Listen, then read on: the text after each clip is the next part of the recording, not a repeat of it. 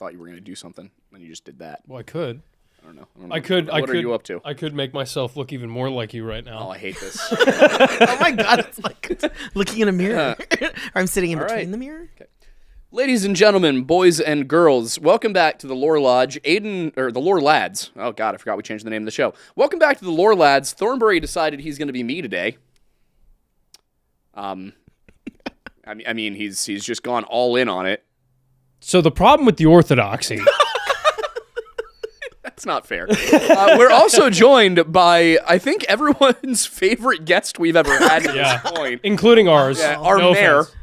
Hi everyone. Mayor Pete. It's great to be back. This is Peter Hirschler. He kind of just makes Phoenixville what it is, and that's part of the reason we love him. Yeah, he's the reason this town is actually phenomenal. Yeah, he threw an incredible Halloween party that he throws every year. This is the first year I was there. It was phenomenal. Yeah. Runs basically everything we do in town from the shadows, and takes none of the credit, even though he deserves all of it. Yes. So, Thank you so much. but today we brought him here because we are looking into a local murder. A murder most foul, and I really do mean that based on all of the details of it. And that is the death of Margaret Chioda, which this day I believe technically remains unsolved, correct? It does. It is actually one of our oldest unsolved mysteries. And that is rare for this town, as I understand it. Our police force is definitely. pretty good. We got a great police force, and it continues to be unsolved today. Yeah, our police force is in fact so good that one of our officers works as private security for Jason Kelsey on his off time. Oh, I forgot about that. Yeah, that's right. a real thing. Cop Daddy.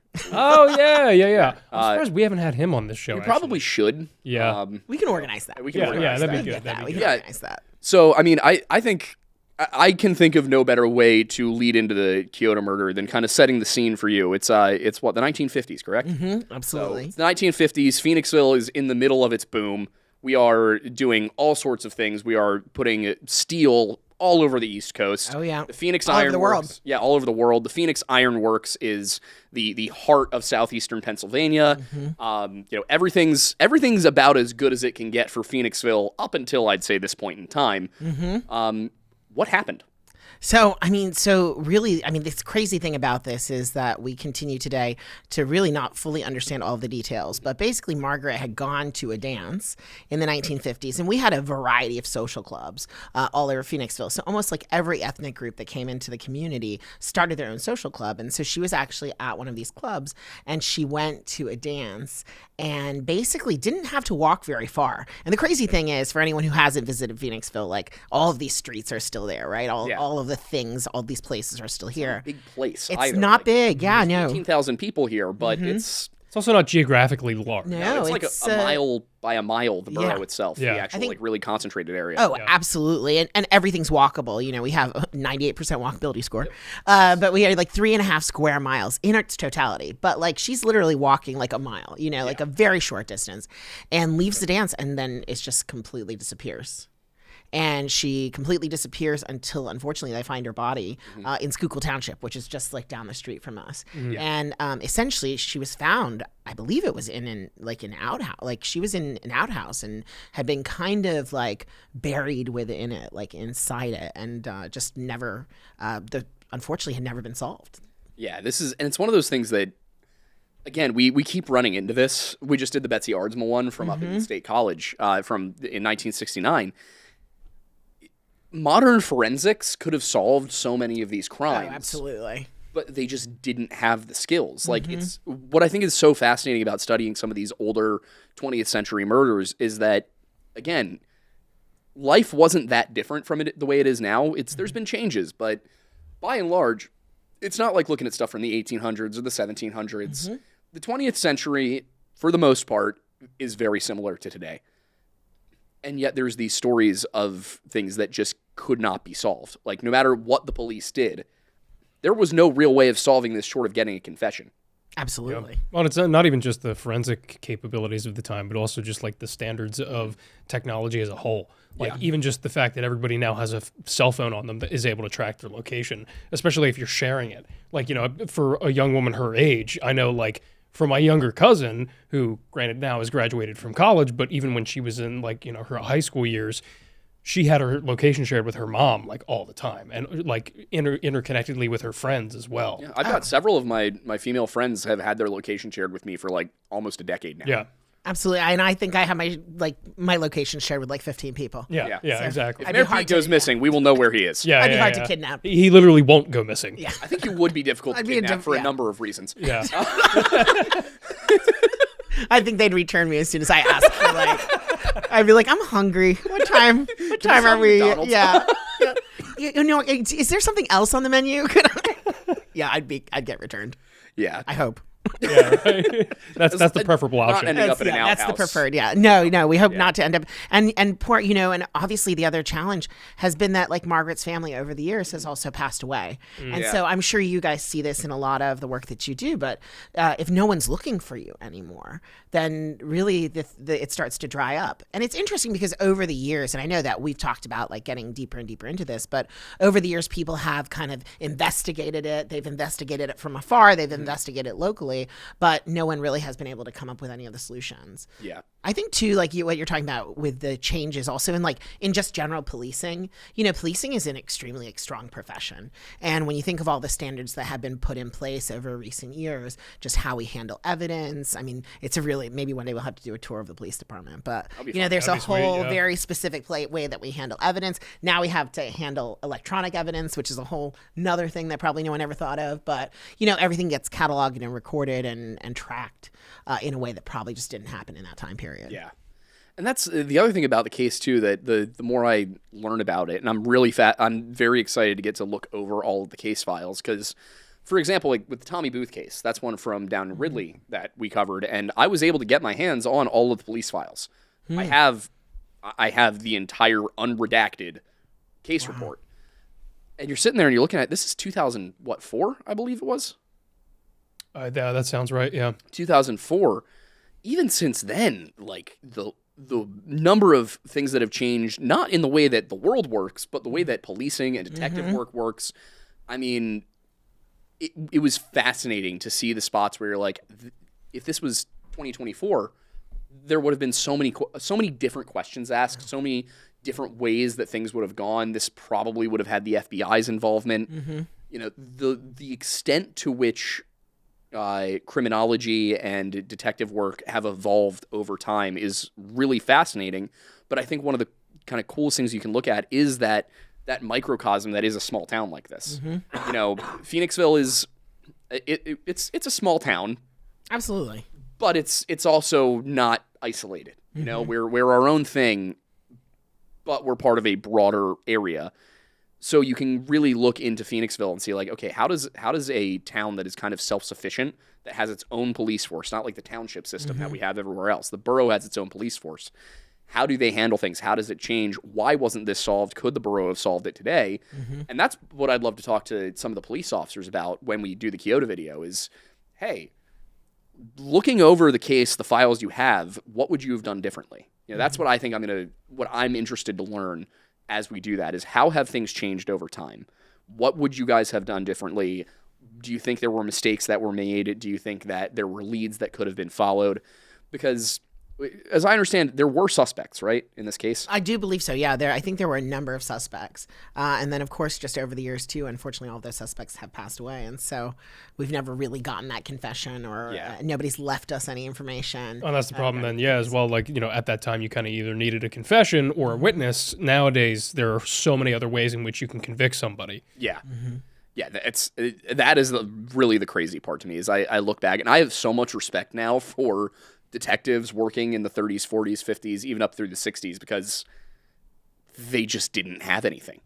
It is like the detective novels where you're like taking the magnifying glass and you're like, aha, I found this. this piece of glass looked like it was from the window, but it's clearly curved, meaning it came from somewhere else. Yeah. Like the extent to which they had to really do all of that kind of critical thinking and deductive reasoning and everything. Well, and even just knowledge share, like you couldn't, like you're not typing that in computer, and like we all have access to the files. So suddenly, I'm off today, and I have all the information in my head. What are you going to do? Yeah. Yeah, I will say that world does seem to continue all the way up into like the very early years of the 21st century. Again, it's driving me insane that I can't just spend all of my time doing the JonBenet Ramsey case. But it was the same thing. It's 1996. Yeah, things are digitized, but they were literally keeping everything in physical folders. Oh yeah. All of their notes, all of their written stuff. You can see that a lot of it was written on a typewriter. Like, Well, I mean, 96, you still have, like, maybe universities and big institutions had email. I mean, like, I'm going to age myself here in a second, but, I went to college in, like, 2002. And, I mean, we're still, moving into the dorm room with giant, like, heavy televisions with our corded, like, well, maybe we had cordless phones, but we still had actual landline phones. And the mode of communication was AIM. Yep. That was how you checked on your friends, your away message. I vaguely remember AIM and AOL and MSN and all of that. Oh yeah. Oh yeah. Oh no. We AIM. caught the tail end of it. AIM was a staple in middle school for me, Yeah. for sure. Okay. That was the transition of like elementary to middle school. Oh my It was gosh. like it went from AIM to like actual texting because everybody got like cell phones. And then Kick. Oh, the Yeah, sidekick well that was what its it? own What was- about Kick. horrible thing. Yeah. Well, I mean, I guess AOL went out when we stopped with the phone book because how are they going to get you your new CD? I still have an AOL email. Can Yeah. Really? Oh yeah. I still. That's the. we email you at AOL? That's my Spotify login. It's my AOL email. Yeah. That Is was. it even operational anymore? Oh yeah. Really? Oh yeah. AOL is still like a full-fledged service. Like yeah, I still. There I are do several email subscriptions people I have once through in a that. while on AOL. I treat my AOL email as essentially my like spam subscription email. So like anything that I don't want to flood my normal inbox with, I will subscribe with my AOL email because I never check it. And like anything important, I do like Gmail. So like I do that with like an ancient Gmail account that I have Yeah, from there you go. before I was Oh my even God, at like I love it. 15. yeah, so I think I had my AOL account because my mom set it up for me when I was like 8 or 9. Does it or have a something. silly name? No, it's just Aiden T-Bury, I think. Oh, okay. Oh. Yeah. Oh, that was like a lot of foresight. Yeah. Yeah. It's, Oh, I snagged Aiden.Mattis like so early. I'm not going to give you what the tail end is, but I snagged it so early.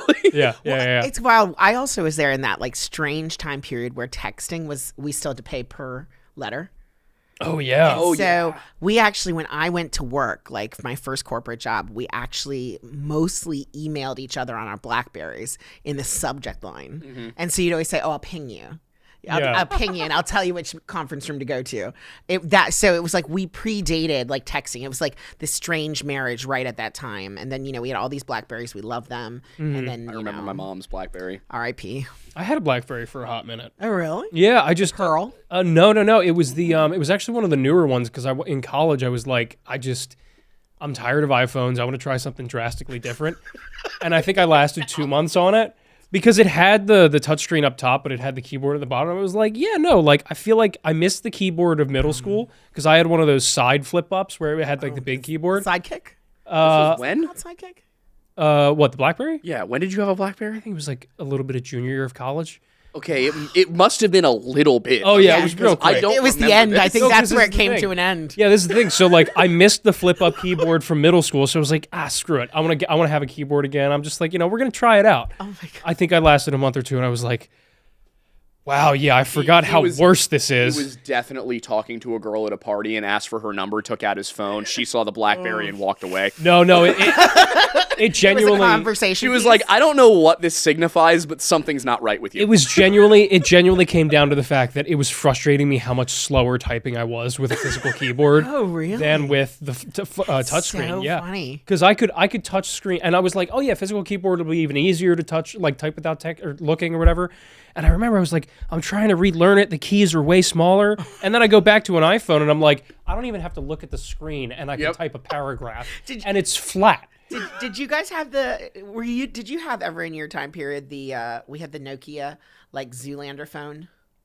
My dad had one. I never had a Nokia. I remember Nokia. It was like, I mean, the Zoolander phone was like yay big. yeah. And it was like you'd sit there with your, I mean, Yeah. it was popular for a hot 10 minutes. Back when Yeah. they were like, Yeah. phones should be really small. Yeah. We went from the Nokia everybody had with Snake on it, and then you would, I mean, back in the day when you would actually pay to get a new ringtone. Yeah, And then and then you just like I don't now I wouldn't know last time I first- heard my phone. my Gen first A phone was has no idea. yeah, exactly. They have no idea. My first phone was a traditional like flip Same. phone. Oh, had with, one. like- Yeah, that was yeah, mine. Yeah, yeah. I I had one mean, of those, then I had one of the slide ones that you Yeah. had the keyboard, and then finally at the age of 16, I got an iPhone. yeah. Oh, guys, it took me a really long time. I was in my 20s when I had my first iPhone. Well, I do want to actually, I like that we're talking Yeah, about this. sorry. Yeah, Of course, yeah, the topic of the show.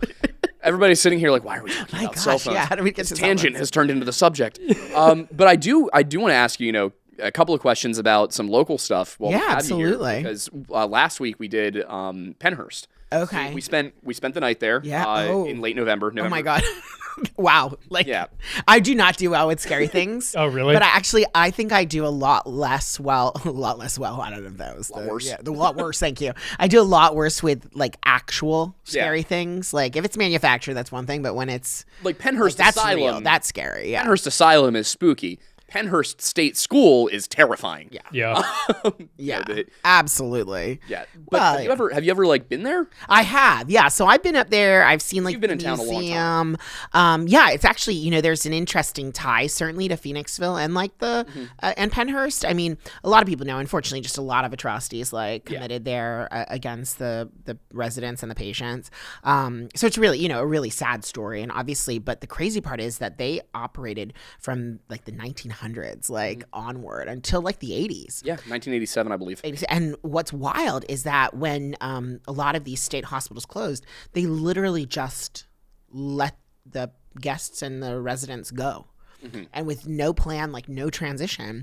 And so actually, if you look like historically at Phoenixville, a lot of our nonprofits started around that time period as a way to actually help bring bring people into our community, like from the state hospital. And so you look back at some of our nonprofits, and they're all celebrating, about their 40-plus-year-old anniversaries right now, because they were a way to help people like transition into the community. And I will say, Phoenixville actually took care of, I think, a lot of the people. Spring City and Phoenixville took care of a lot of the people who came out of Pennhurst. And actually, this is kind of a sad. When I first took office, we actually had the largest number at the coroner's office of unclaimed remains were actually from Phoenixville. And I'm assuming a lot of that probably is people who, unfortunately were at Pennhurst, maybe their families have passed away. Yeah, there were probably like out of the 20 people that they buried at the ceremony I went to, 15 were from Phoenixville. Wow. Unclaimed. That's crazy. Yeah, it was wild. When did you become mayor? I became mayor in 2018. 2018. I was very young. I was the youngest mayor. I knew you'd been mayor here the entire time I'd been here. Yeah. It's like, that's just there are a few facts of life about Phoenixville. The streets are shut down on the weekends. We burn a giant bird, and the mayor is Peter. Yeah. Yep. I remember my now fiance, when she first came to Phoenixville, like the first time she came here, I think during the day, we came out here for drinks a couple of times. She said, she was like, this reminds me of Stars Hollow. Oh, 100%. It's like, it's a that's all. Hallmark That's all movie. Peter. I was It's going to a say, Hallmark. has that been like an unofficial goal of yours? Oh yeah. Nice. It's so funny, and I actually had never watched the Gilmore Girls. So finally last year, I was like, I'm gonna binge love the watch Gilmore this. Girls. So I love it. Like I'm like, oh my god, it really is. I do think we're a little more edgy. What little I bit. love is that like we're very real. Yeah. Yeah. It's like Hallmark with a little edge to it. Yeah, we've got all the characters, but there's not quite the level of sanitized silliness going on. Oh, and we have characters, a lot of them. Well, and I mean, when you're Cop Daddy, of course we exactly. Well, and when you're ready, mayors also are officiants, so I can actually officiate your wedding. do. Well, to know. you might get his. He's Yeah, I was going going to to say, officiating mine. so I'm Oh, perfect. officiating Oh, his, yeah. perfect. Well, Yeah. I couldn't listen. decide between him and my other best friend Listen. as best man, so I gave them separate jobs. Oh, I like that. Kinda works that out. works. That actually works out really well. I'll be a backup. I'll be your There you backup. go. There you go. I'll If be I everyone's fall dead, backup. you Yeah. can come in and exactly. I mean, I'd hate for that mystery to happen. No, just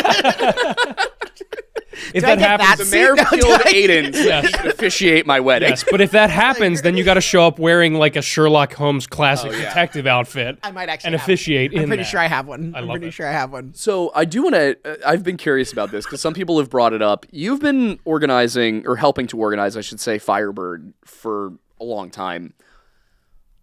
I recently had some people point out that it looks a lot like a pagan ritual.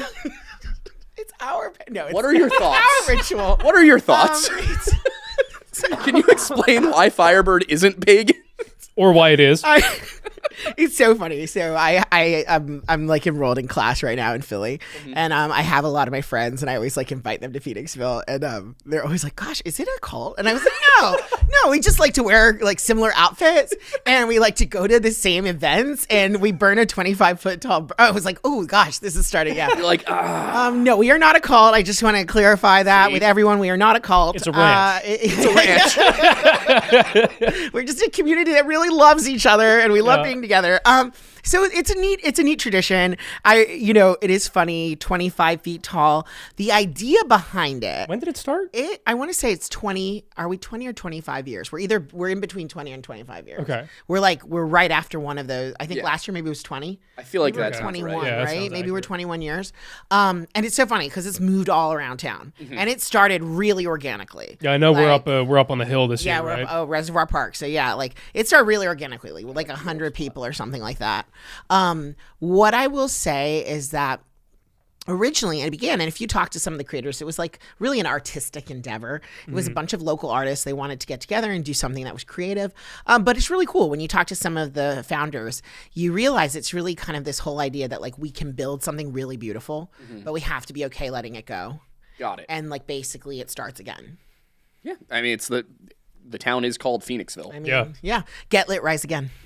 love it. I'm trying to get that as a slogan. I like it. I think it'll catch on. Are they still doing the pottery inside of it? They do, yeah. They said they still build clay birds. They call them peace birds, and they actually put them inside and they use it as a giant kiln. Oh, that's so cool. I didn't know about so you that. can actually. yeah. I think there's like 100. Like they can only fit so many. Yeah. But they basically use it as a kiln, and then they at the end of the time they like go and they collect them and they give them back out. There's also usually around somewhere there is a box where you can put intentions or issues that you're having, and they will also burn those inside the bird. Oh, nice. I think that's kind of that might be where people were. I mean, aside from the giant burning bird and the people dancing around it and the chanting and the sacrificing the goat. No, I will say last year's freaked me out a little bit with the light up eyes and the turning and the blinking. They made it. They went a little bit further with the animatronics. And so it's just looking around as it's burning and the eyes are like blinking and you're like, oh my god, this thing is alive. It's burning alive. Like I can see where the pagan I mean- ritual accusation. I was trying to explain it to somebody, and they're like, "Oh, so this is like in Netflix, like Wednesday." At their bonfire. Never seen Oh, that. I haven't. I did watch that episode, and it really is like I don't know, like Yeah. dragony kind of thing, but like Wednesday Addams kind of thing. Yeah, I'm like it definitely has his vibes. It has vibes, but Well, it's going to be even not a cult. stronger now. I'm sure there's one or two people there who are definitely using the opportunity to do some witchcraft, Yeah. but it's not the Like, intention that's not behind the it. It has to be at least one of the dancers that dance around it. This is like I feel My like priest is very convinced that there is. probably douse it with a little. I'm gonna be honest. I don't think he's necessarily wrong. Yeah. He's like, there appears to be a coven of witches in this town, and I'm like, you know what? You're probably not wrong. I But you know what? They've done great things here. Yes, everyone's friendly. Yeah. And we Witches are are nice welcoming. witches. Exactly. We're very welcoming. Instead of burning the witches, we're burning an effigy of a bird. Yeah, I mean, yeah, and we're gonna rise again. Yeah. My actual dream. I don't know who's gonna help me make this possible, but I would like to take the bird theme to a whole new level. Oh boy. So like in New Year's, like we actually hatch the bird. Like So the we phoenix. burn it a few weeks before, and then on New Year's we okay. hatch a new bird. And then we take like the ashes from that and put it into the new bird. So then it That'd be slowly cool. grows That'd be over the cool. year, and then eventually becomes the firebird, and it starts again. Yeah, that'd be that would really be cool. Yeah. We need like a Firebird park for it, though. Oh, a park. That's a good. Yeah. I mean, I don't think anybody in town would be against Our own little park. having like even taking a park that already exists and redesignating it as Firebird Park. But Yeah, no, I think that'd be good. I know it's going to be cold up there this year. Yeah. It's our own little Burning Man. Yeah. hopefully nobody runs into it. Yes, no, please don't run into That it. hasn't happened yet. We would highly encourage you to please stay behind all the barricades. Yeah, I was going to say there's pretty good security between we the have- crowd and the Also, bird. that bird gets hot. Oh yeah. It does. You People can feel yeah. it from 30 yards away. People Yeah. don't realize how hot it gets like until you're right there and you're like, "Oh, I need to take my jacket off." Yeah. Then there's, the embers. Yeah, it's beautiful. Oh, it is gorgeous. and I if have you- some amazing pictures Have you and seen videos. like the drone Yeah. footage and stuff of it? Not to say no one should fly drones. That you have to have lots of approvals to do that for the Firebird. But the drone footage looks amazing. It does. It's a really cool little festival. It is one of 52. Yeah, we have 52 We different. do. That's why we're Traveling Leisure's We have number one small town in the we country. have one a week. We do at least a minimum. This is an insane town. I love it Didn't even here. know that. It's wild. We're never going to be able to leave. No, obviously not. Not for any cult reasons. Exactly. You absolutely can leave. You just don't want We'll to. bring you back. It seems like this is the prime town for the ranch. I You can't call mean, it a ranch. a lodge. How about a lodge? Well, we've got the We lodge. got the You lodge. got the lodge. Yeah. Speaking of the lodges, I want to get the lodge. I want to know how I acquire the lodge that's on Main Street, the old Masonic one. Oh, that is for Oh, sale. That is for sale. Probably it is too expensive. Well, so But the that's lodge. my question. What are you gonna do with it? Obviously, we're going to turn into the Lore Lodge, Well, I would love to do that, but and then I can throw parties there. exactly. Who owns it now? Well, yeah, because It's for sale. You let me know. I'll make does some own it? introductions. Because I would love. So it was sold from the Masons to somebody, and it's like a private group right now that own it. But I just haven't I been think able they'd to be open to it. Well, and next door to where I live is actually the old Oddfellows building. Yeah. And did you know at our historical society we actually have their original human skeleton? I don't know. You'll have The to. Oddfellows? Yeah, I don't know. You'll have to tell me if there's. Oh some yeah, history the about that. Oddfellows have a real human skeleton, but it's the Masons who are the Stanic ones. Oh, that's right. You're a Mason. You're a Mason. Okay. We're not keeping bones in the basement. I don't Yeah, know wait, why what they. if we convince the Masons to buy back the Mason building and then we use it as the Lore Convince Lodge? the Masons to buy it back. You assume the Masons have money. Well- Everybody's like, "Oh my God, they're running everything, dude. We can barely afford the pizza." Isn't it the Illuminati? Aren't you the Illuminati? No, it's a whole different Is that thing. a whole Well, other I mean, the Illuminati were Freemasons, but they Oh. were Freemasons who got off track. Okay. To put it mildly. Okay. They're like, It's like which comes first? Like It's we're- like we if were you- all. It's like if you took Freemasonry and made it French, Oh, okay. but in Bavaria. In Bavaria. With Alfred von. Oh God. Or no, it's not Alfred. Sorry, No. yeah, I can't even say his real There's name. Adam Weishaupt and have you ever I can't even imagine where this is going, but I'm excited. Hang on. I will pull up his name. the number 2 man Okay. in the Illuminati back in 1776 when because the Illuminati and the American Revolution happened at the same time. Everybody's like, "Oh my God, they're connected," and it's like, no, they weren't. It just happened to happen at the same time. Happened Yeah. to happen. Yeah, over in Bavaria, somebody was like, "What if we got rid of monarchy entirely?" And then over in the United States, everybody was like, "What if we weren't controlled by the monarchy anymore?" And apparently, those are close It all enough. happened. Well, if you'd all followed the Swiss, we would have done that in the 1200s. That's his name, though. That was the number 2 guy's name. Adolf Franz Friedrich Ludwig. Oh goodness. No, at the top. Oh, sorry. Oh, I'm like what? This isn't for you to read out loud. It's just so you know it. It's like that's a I would rough not be name, able- dude. I would not be able to read that out loud. Yeah. That is, Yeah. you can't say that. No. Yeah, That's a lot. It seems like a Mel Brooks, Yeah. 1980s spoof What was, name. what was I reading down here? I was like reading every name. Yeah, that's like I guess like small every like middle and initial and here. Just look up German writer born in October 16th, 1752. You can just look up like second wild. second in command of the Illuminati. It's Oh my gosh. what a that's so name. funny. What a name. Oh my God. But all right, we've talked about unsolved murder. We've talked about the Fire. cult. Oh, that's not actually a cult. Yes. See, he gets it. Y'all are meant for each other. It's not actually a cult. But I did want to ask about something current affairs related. I'm not ready. trying to ambush I'm ready. you. Okay, I don't mind. I'm in. Because also I understand that as the mayor you have certain powers, but the borough council are the ones who are doing most of the big policy decisions. Yes, they get all the policy. Yeah, and I don't We can know go how, deeply into that. I'll tell you. You ask the question first, and I'll tell you. Well, we might get into multiple things here, but I'm ready. I would assume Spring City works similarly. Yes, with both boroughs. Yes. So one thing that's been going on recently that I know a lot of residents, especially of Spring City, but also Phoenixville, East Coventry, all of us are kind of aware of and concerned about is this AI data center that wants to go in on the Pennhurst Asylum grounds, which I will reiterate. I think that putting an AI data center in a haunted asylum is just a great way to get ghosts in your data. And that seems bad. That seems like a bad idea, but Ghosts on the internet. yeah, we're both very opposed to that. We do not want a data center anywhere near here, let alone in a place that we both feel should be a state historical museum. Absolutely. So I guess I don't know. I would assume you're going to be careful about how you say this because you are a politician. But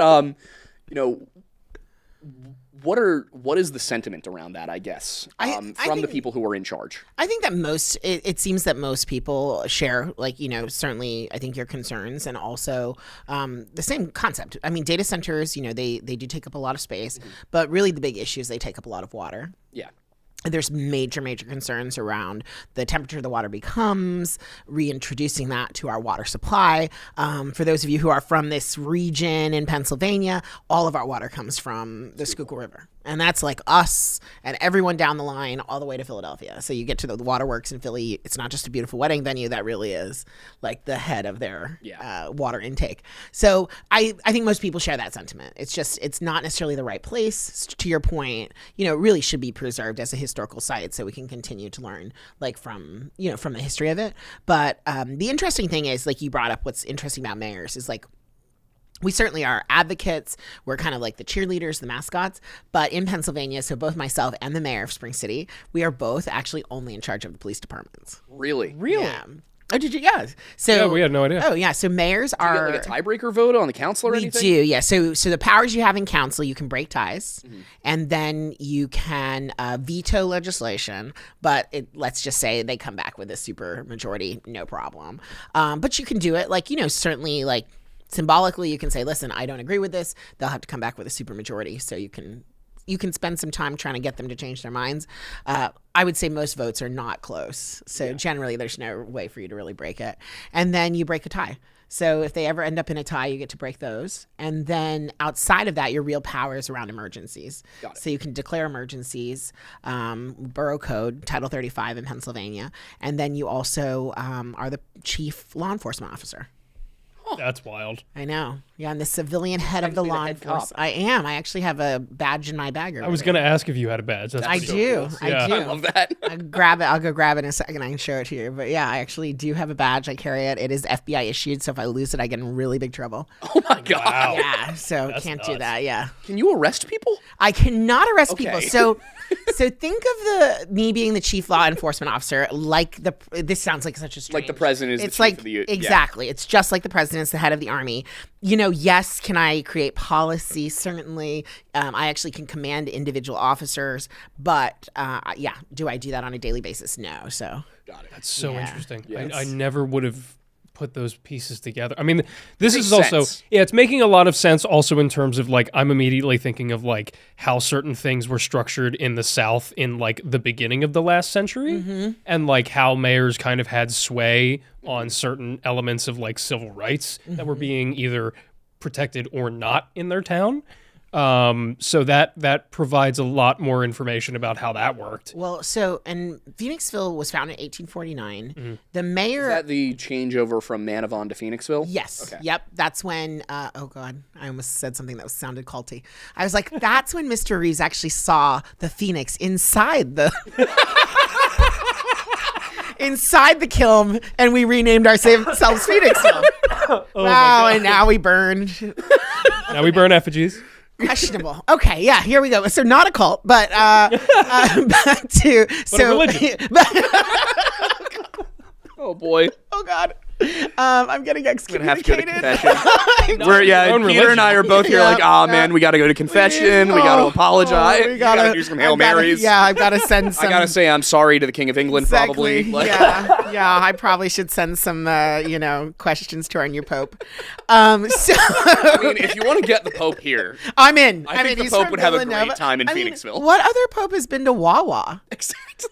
And to be honest, maybe he's been to Phoenixville. Wait, I what- haven't. possible. What was, yeah. was it Although like Phoenixville probably wasn't a great place to be when he was at Villanova. Yeah, maybe it was. Maybe what it was, EDM festival did he bless because the priest No, was it wasn't that becoming a cardinal? he blessed an EDM festival. It was that he threw an EDM festival Yeah, for a for a priest. priest. Yes, Yeah. yeah. Was it him becoming a cardinal? I think it was a bishop becoming a cardinal. which yeah. was absolutely amazing. I'm like, that's cool. I'm Yeah. like, I'm in. Also, I'm in. looked up his music afterward. The Cardinals. Yeah. It slaps. Oh, It's so good. Yeah. I need to go check that out. Holy bass drop. Yeah, literally. Yeah. I mean, when you answer to a higher power, I suppose. Yeah, Yeah. yeah. You got it. You got it going. So I never thought I'd see the Pope speaking followed by a bass drop. It was truly probably the closest I've ever been to becoming a Catholic. And David danced before the Lord. They The Catholics have one thing, and it's drip. do have drip. I don't even know what that means. You're gonna have to. All right, let's see. Swag. Oh yeah. Oh, There we go. lots of swag. Lots Yeah. of swag. Yeah. Lots of swag. So back in 1849, mayors actually were called burgess, like a burgess, and it was based off like a British burgess. Yeah, it was like based off like the British kind of rule.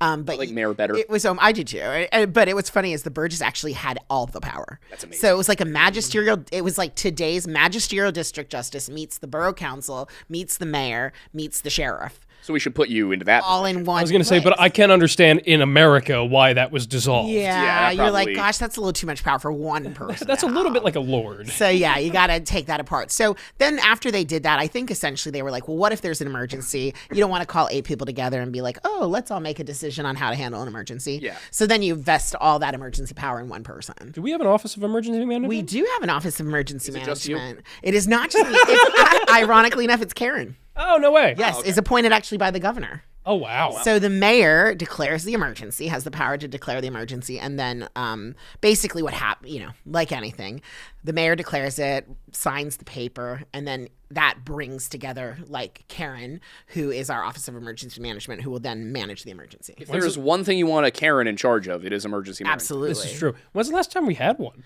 Oh, funny enough, we actually have emergencies all the time. You don't realize it. You just don't tell us. I just don't tell you. The vast majority of emergencies are snow emergencies. Oh, okay. Wait, water you based. actually have to like Oh, yeah. draft up a paper. You're like, there is a snow emergency. Oh, yeah. You sign it, and then I did not. I figured that was just like, Nope. hey guys, snow emergency. Stay out of the Oh, no. emergency lane. Yeah. Yeah. Whenever you hear about a snow emergency or like schools get closed, I literally am signing a document to do that. I'm just gonna imagine Wow. a little Mayor Peter inside of inside of the television, just being like, No, you know what they need to do? When the news stations put that on television, there needs to be a little animation of you Signing. writing it into the like little ticker at the bottom. Yeah. yeah. I'm just like sitting there. Like, Yeah. I should be like doing it like in stone. Yeah, like a little I could have multiple. I could do it in papyrus. Yeah. I could do it in Yeah. stone. I'm just imagining you in like the medieval like monk's outfit, nailing your emergency declaration to the door of the church. Your 95 declarations. So that's actually not far from the truth.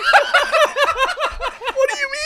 Because we technically have to take my declared emergency and post it on the door of the borough hall. Do you really? Okay, you gotta do it dressed as Martin Yeah. Luther. Oh, one I day. mean, Yeah, seriously, that's gotta I will do it. Next snow emergency, we'll go out. We'll take video of it. I will get my little outfit on, and we will. I think that would be a really fun way to put it out on social I media. think that'd be great. Also, considering it hasn't snowed in this town in like 5 years, when is the last time we had a snow emergency? We had one last year. So did? it's not necessarily that it snows. So basically, you have to declare it if anticipated snow is over a certain amount. Okay, what's the amount? It's I don't know a lot. They're 12 inches something. like that. Oh, okay. Yeah, it's So, it's over a certain period in time. Got it. It's like A huge amount of snow. so it's actually all financial. What? Emergencies are a whole financial. It's so what Should happens. have this should have I been know. expected. It should have been expected. Emergencies are financial. So what happens is the borough has a budget line. Say it's $10 to clear it's more than $10, but to clear snow. And say that we anticipate the giant snowfall. Got a Basically, 13-year-old who will do a great job. perfect. Yeah.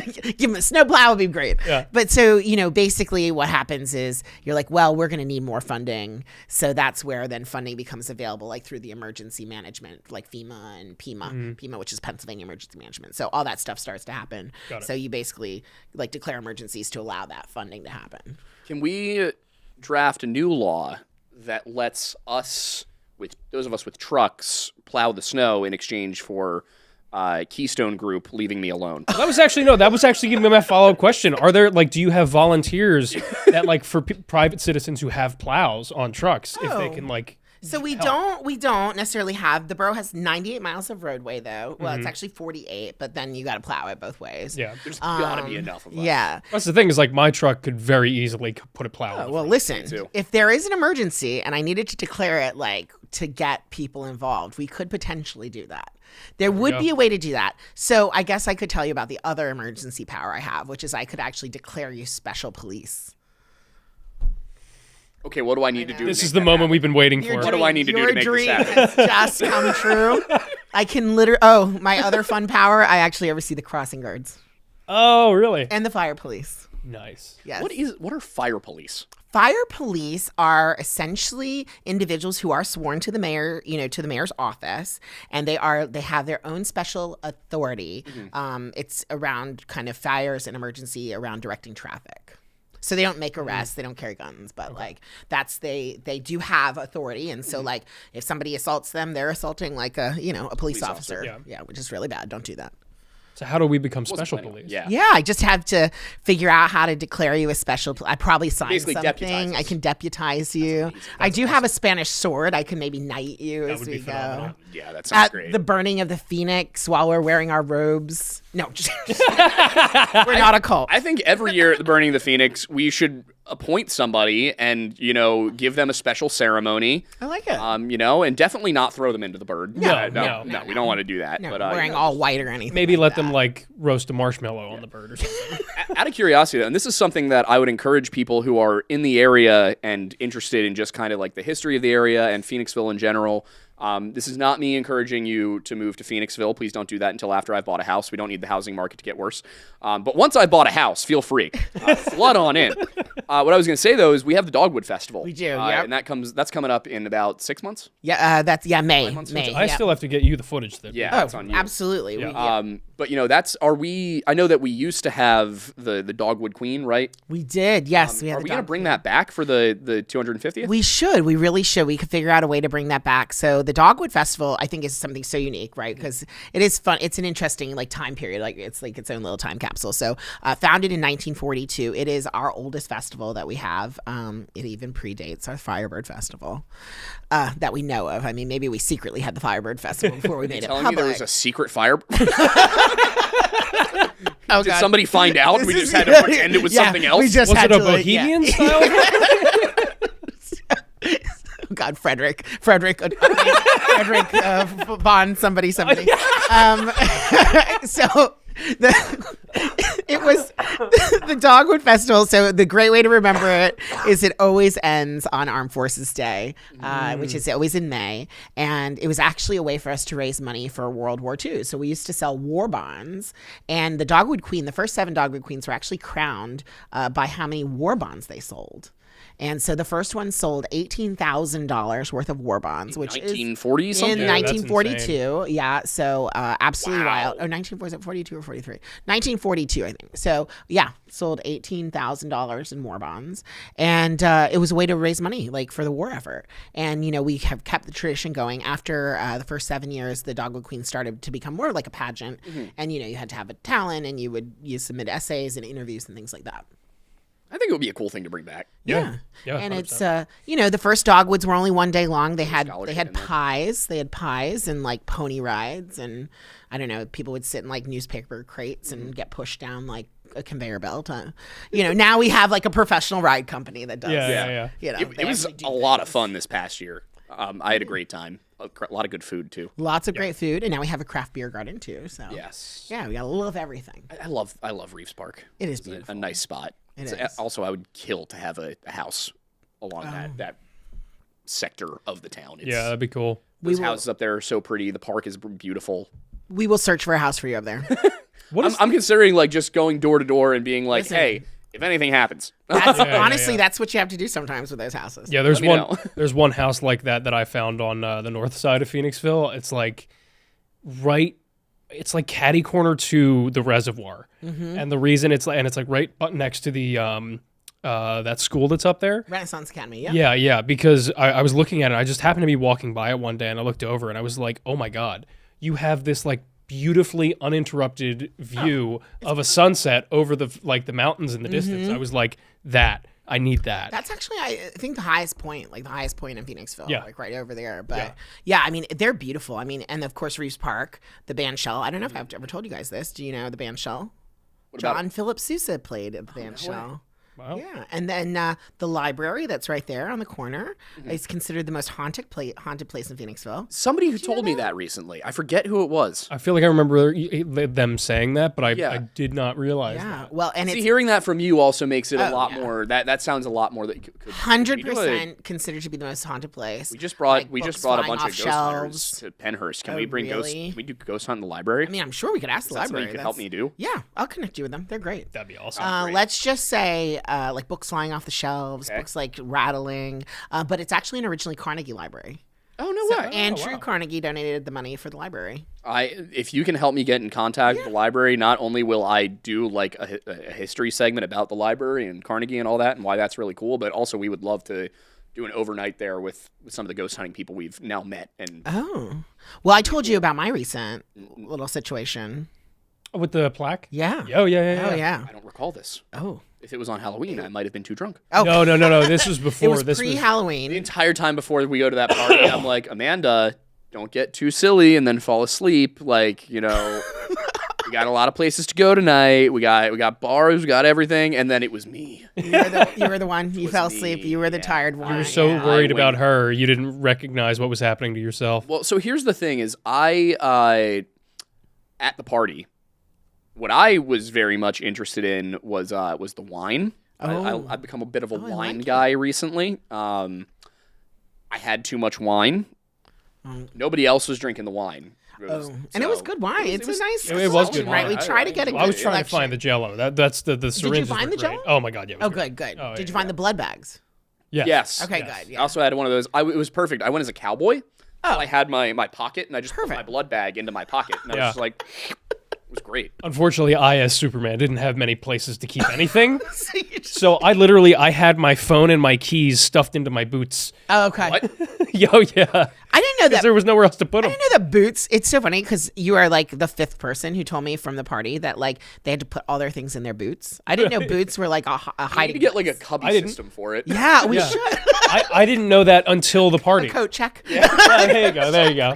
You could probably pay somebody. to- Probably have a coat check. Yeah. I will. You did have a door guy, but he just Yeah. was telling random people the party was over. Sweetest guy ever. Sweetest man. That was I, great. I was here for the party, and I was like, I don't think like we should be asking you is this where the party is.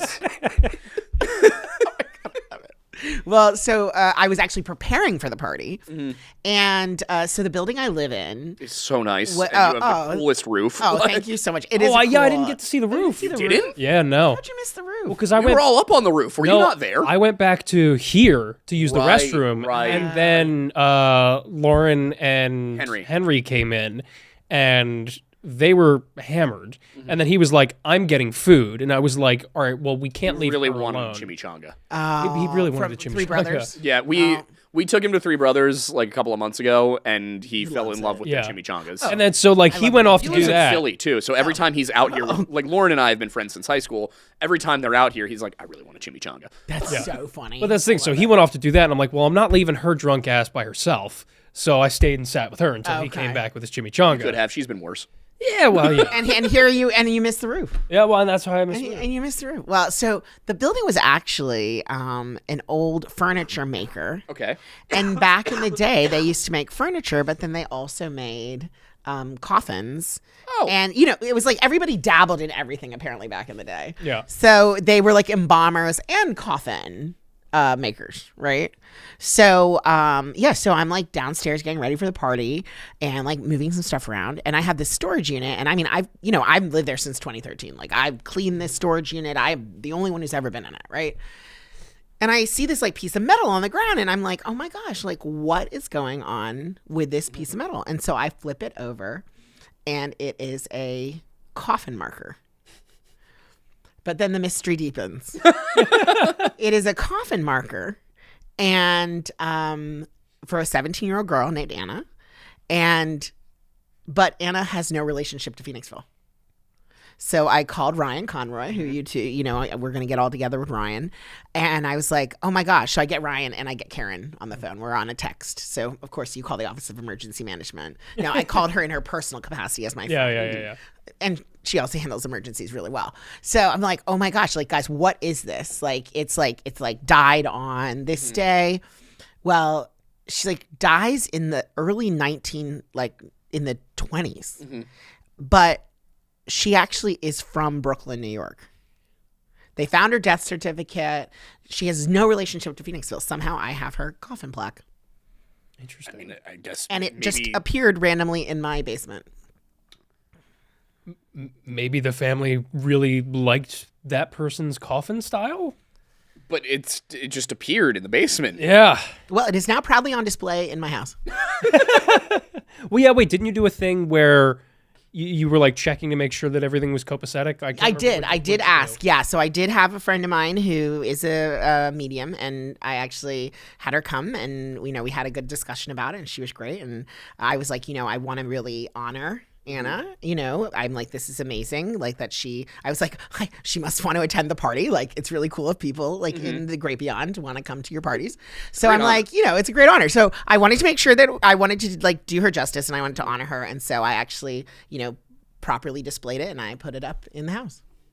And I have it up now for everything. I actually keeping it up for Christmas. So Got a new friend. Yeah. Awesome. I Yeah. did. Yeah. I feel like she, and I feel, I would say this, I have always felt very comfortable in my house.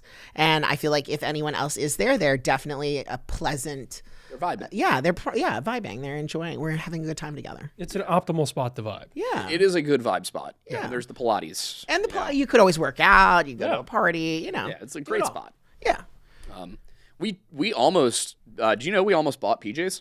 Oh, really? Yeah. Oh my gosh, I love it. We were able to get together $2.4 million, and they wanted 3. Okay. Yep. This is with the help of backers. And Yeah, things like this wasn't see, just yeah. us. Yeah. We did not have $2.4 million. Yeah. If we did, we'd both I was own like, when are we nice opening houses. up Yes. the Masonic Lodge again? Like, Yeah. Well, what we wanted to do with PJs was we wanted to, in general, keep it the same as it is. Yeah. We wanted to have one side that was just going to stay kind of the Irish pub, sports bar sort of side. We wanted the other side to be all Pennsylvania liquor. Oh, okay. All Pennsylvania liquor and beer. So one side was going to be very Phoenixville, Pennsylvania. Oh, very themed. cool. One side was going to maintain the Irish bar identity. And then downstairs, we were going to clean it up a lot, get the Wi-Fi to work, and use that as kind of a fun little speakeasy and venue. So speakeasy during the week and then venue on the weekends. Unfortunately, we didn't get it, and now it's going to be like a bar taco or something. So it's going to be seafood forward. Seafood forward, right? So Yeah, wait, what's going on with So that? it's actually the bistro. The bistro has bought it. And so, All right, it could be worse. It's gonna be really good. Yeah, Like it'll be Bistro on Bridge, you good. Yeah, mean? bistro on So, Bridge. okay, at least okay, it's all locally right. owned. That Yeah, was it's gonna be locally owned. It's gonna be probably a more seafood like concept. That may change. By the way, I'm just telling you guys. So, and I guess the rest of the world right now. Are they having trouble getting a shrimp supplier? We might be able to find one. Can you shrimp supplier? We're gonna need mussels from PEI. you guys got lobsters? Yeah, you got some lobster. Can get them down here for us. I do love lobster. I'm a big oyster guy. Oh, really? Okay. Yeah. Where's the like? Oh, mussels are from Prince Edward Island. Where do oysters come from? A lot of them come from the Pacific Northwest. Oh, really? But here's the thing. So we have Scallops. So there's I like there's Jersey, what is it? Cape May salts, which they're really good. They're big, nice briny From, like, flavor. Cape May, New Jersey? Oh yeah. There's Cape May salts. There's some Maryland styles. There's some up further northeast, and then there's a lot from the Pacific Northwest, specifically in Washington. Oh, Yeah. it's good to know. Look at that. Yeah. You learn a little of everything. I like to get mine from right outside the nuclear plant. Yeah, there you go. Yeah. That's how you know when they're glowing. When they're glowing. What is up with all of the shells in the Schuylkill? Because that is something. Oh yeah, there were so many. I remember when I was in middle school and I lived. My parents had a house in Rivercrest for a few years, and there was that nature trail back there. Oh, yeah. This is before it was paved, before anything had been like really well kept, and I was down there like every day, and I was going like along the river and whatnot, and I just always remember seeing. I was like, why are there seashells in this river? And they're just little white shells. Really? Yeah, and they're all over the bank. Freshwater clams. I guess. Yeah. Well, what's funny about the river is for so long it was actually like mule barges. So like pulled by mules who were on the side of the river. yeah, they'd be on the side of the Well, river. that was the canal, right? So yeah, the canal and stuff. So that's why like the Schuylkill River Trail, the trail was almost naturally there next to the river. It was really like where the mules would like walk. That makes sense. Yeah. I don't know if you knew this. I know it came up recently about everything that's going on with the Schuylkill River and trying to keep it clean and clean it up and stuff like that. Yeah, we've been trying to keep the river clean, and now they want to put an AI data center. Do you know why all of those dams exist along the Schuylkill? No. it's to catch all of the coal dust Really? that's in the river from the mines up like at the genesis of Yeah. it, and then like power plants like the Crombie station. If you again, I spent a lot of time walking like the railroad and all that stuff. Not condoning that, but there are basins all along the Schuylkill of just this completely black sand. Really? And that's the coal dust that they have excavated out from behind dams over the periods of time. And the goal was there's like 12 or 16 of these basins that they have emptied from behind the dams to then fill in and then cover because the coal dust is toxic. Oh. It's carcinogen. That's part of the reason why we moved away from burning coal to warm houses is because the coal ash and dust that was remained was a massive carcinogen. So the problem is that because of the mines and all of the power stations along the river, there was a lot of that in the river. So they developed these little low head dams to catch all of that sediment and then pull it out and bury it like off on the side to try and, keep Makes sense. carcinogens out of the water. Yeah. Well, I guess too, you would have gone up to like, that would have gone up north, right? Like, so probably followed like the Reading Railroad. Oh, yeah. Because, right, the Reading Railroad became so popular because it was bringing anthracite coal from the Northeast. Yes. And that was really, like, so anthracite coal, oddly enough, that's what actually made Phoenixville, like, put us on the map. Not the anthracite coal, but the coal was longer burning.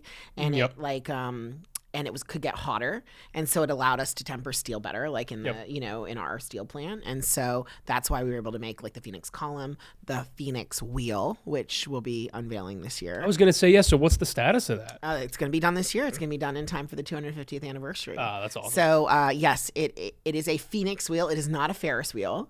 Mr. Ferris came to Phoenixville and was inspired by the Phoenix wheel. Wait, what? Before he created the Ferris wheel. Wait, so you're telling me that we invented the Ferris wheel? I'm pretty sure we invented the Ferris wheel. And no, we didn't invent the Ferris wheel. We invented the Phoenix wheel, which inspired the Ferris wheel.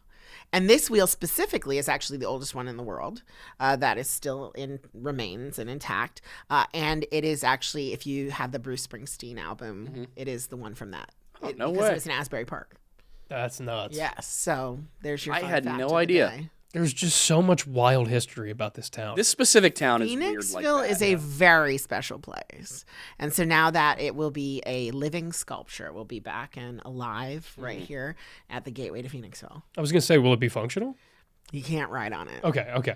but it will be, I think, Where a are they gonna living put it? sculpture. It's going to be right in the Borough Hall, like by the parking lot. There, Got it. Yeah, it's like kinda see just they're west of it, clearing right? out, Yeah. So it's not huge.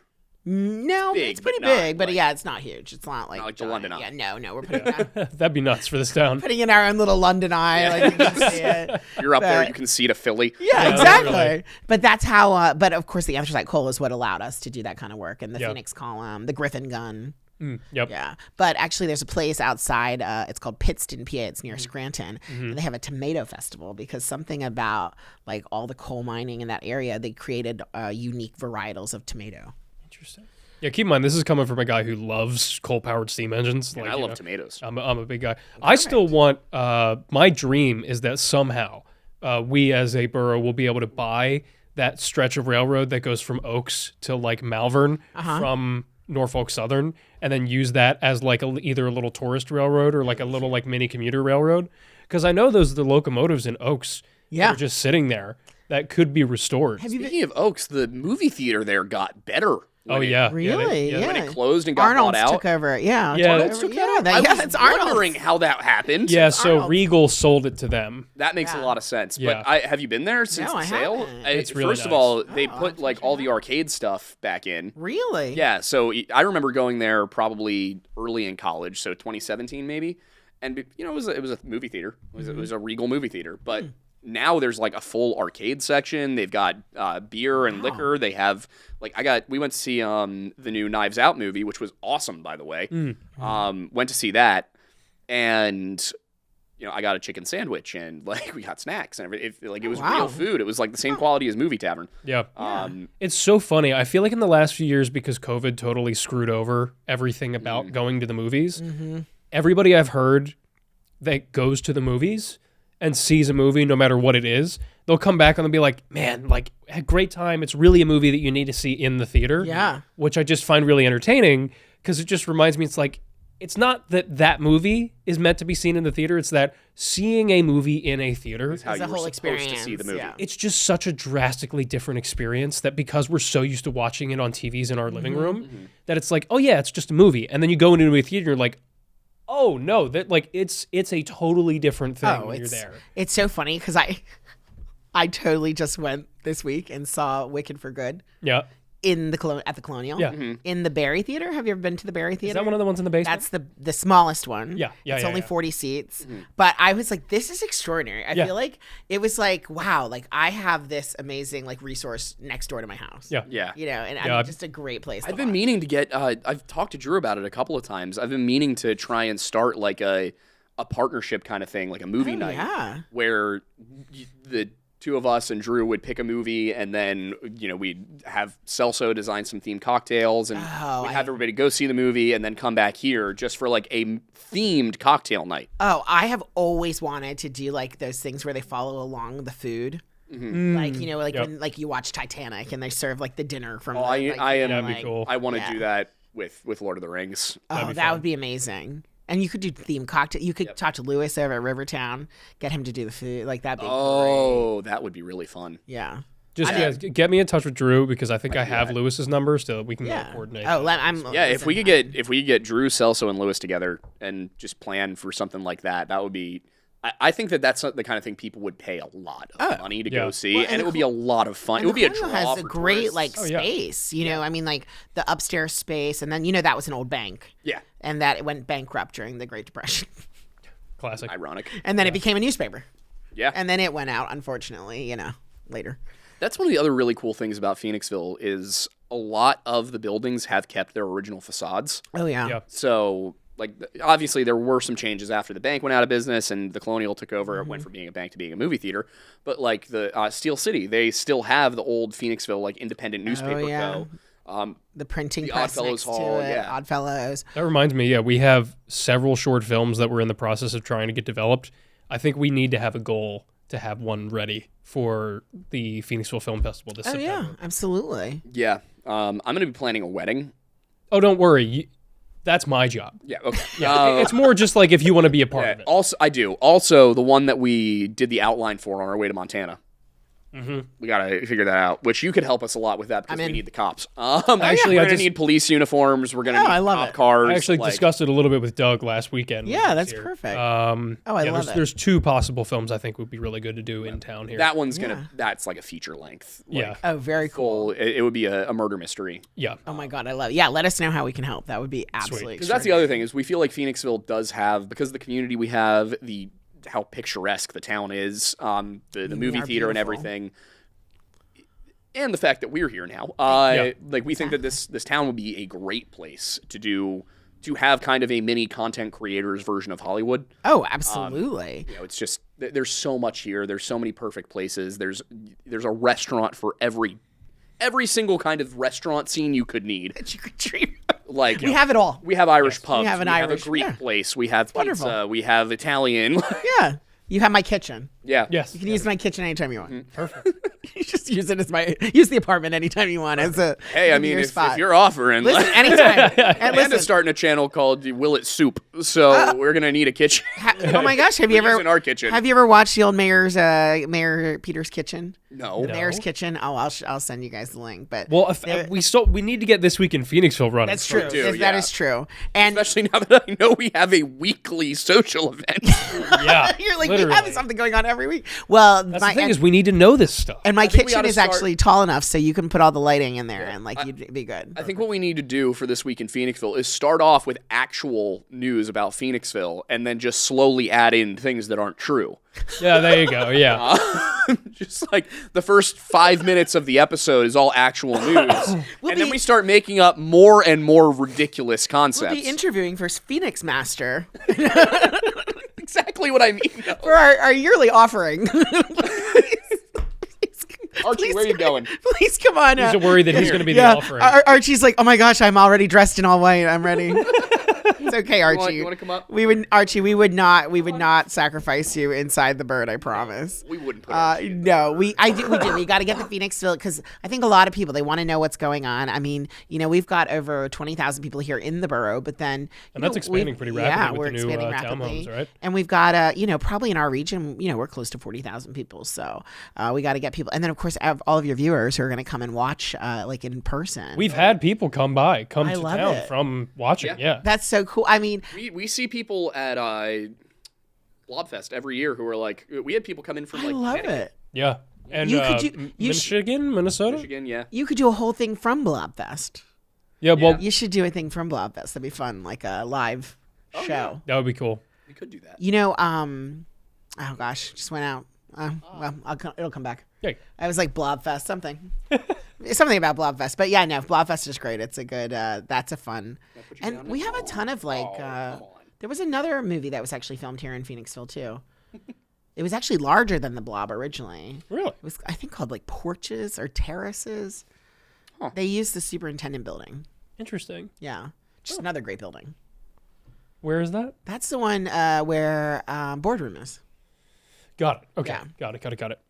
What is that? Speaking of just like architecture in the town, there is a house south of 23, Okay. still on Main Street, just past the hospital. Okay. And it's just this huge, I like love that gray. house. You know what I'm talking about? I know exactly what you're talking about. I actually don't know the history of it. I was gonna say, like, who lives in it? Ironically Like, enough, I what don't is know. it? It is massive. Can we It's find them? gorgeous. Because I want to know. I'll walk up to their door and knock. Oh, on we it. should do. Knock knock. Hi. Hi, who are you? We do it as part of a show.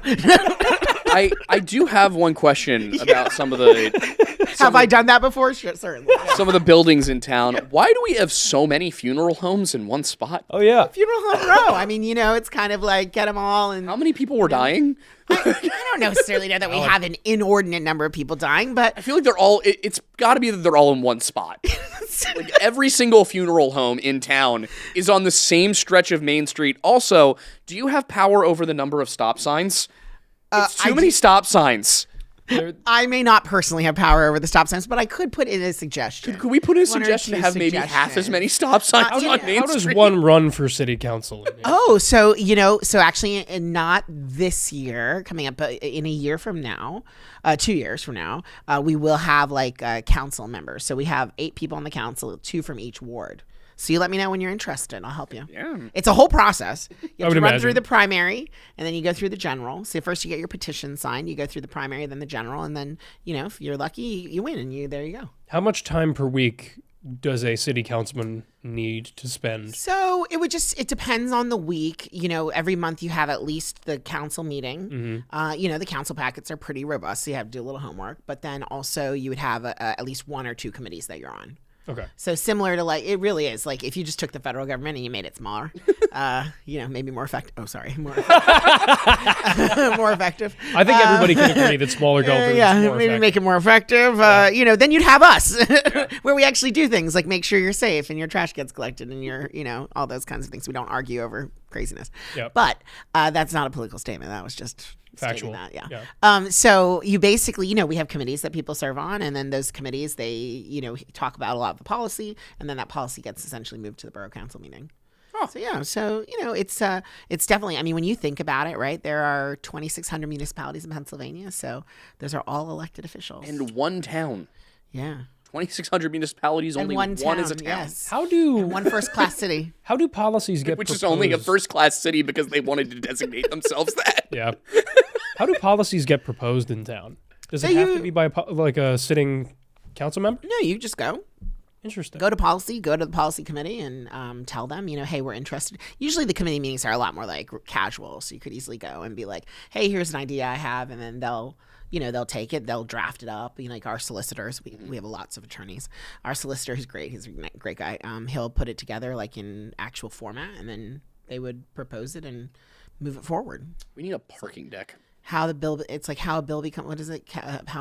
law. Yeah. It's a The old schoolhouse rock. yeah. Yeah. So yeah, I don't know though. Back to your question about like funeral home row, I'm not sure how we got so many. Competition drives business. Yeah, but I will say this. Funeral. I mean, here's the thing, right? Everyone's dying to get in. The thing about Phoenixville, it just goes to show what a perfect place it is. I mean, Yeah. we're here to see you at the beginning and the end. Yeah. Like, you know, and Cradle to grave. Yeah, cradle to grave. We're here. From start to finish. And I mean, I will say I do officiate weddings. Unfortunately, not unfortunately, I'm happy to do it, but I have also officiated funerals on behalf of people in the community. If they don't have someone to officiate, happy to do it. But, you know, a lot sadder than a wedding. It's not necessarily the happiest thing to do, but the coolest funeral home, I mean, they're all really nice people. I don't know if you've ever heard, you know, we do an Irish wake. It's one of those events that I need to make sure we cover for next year.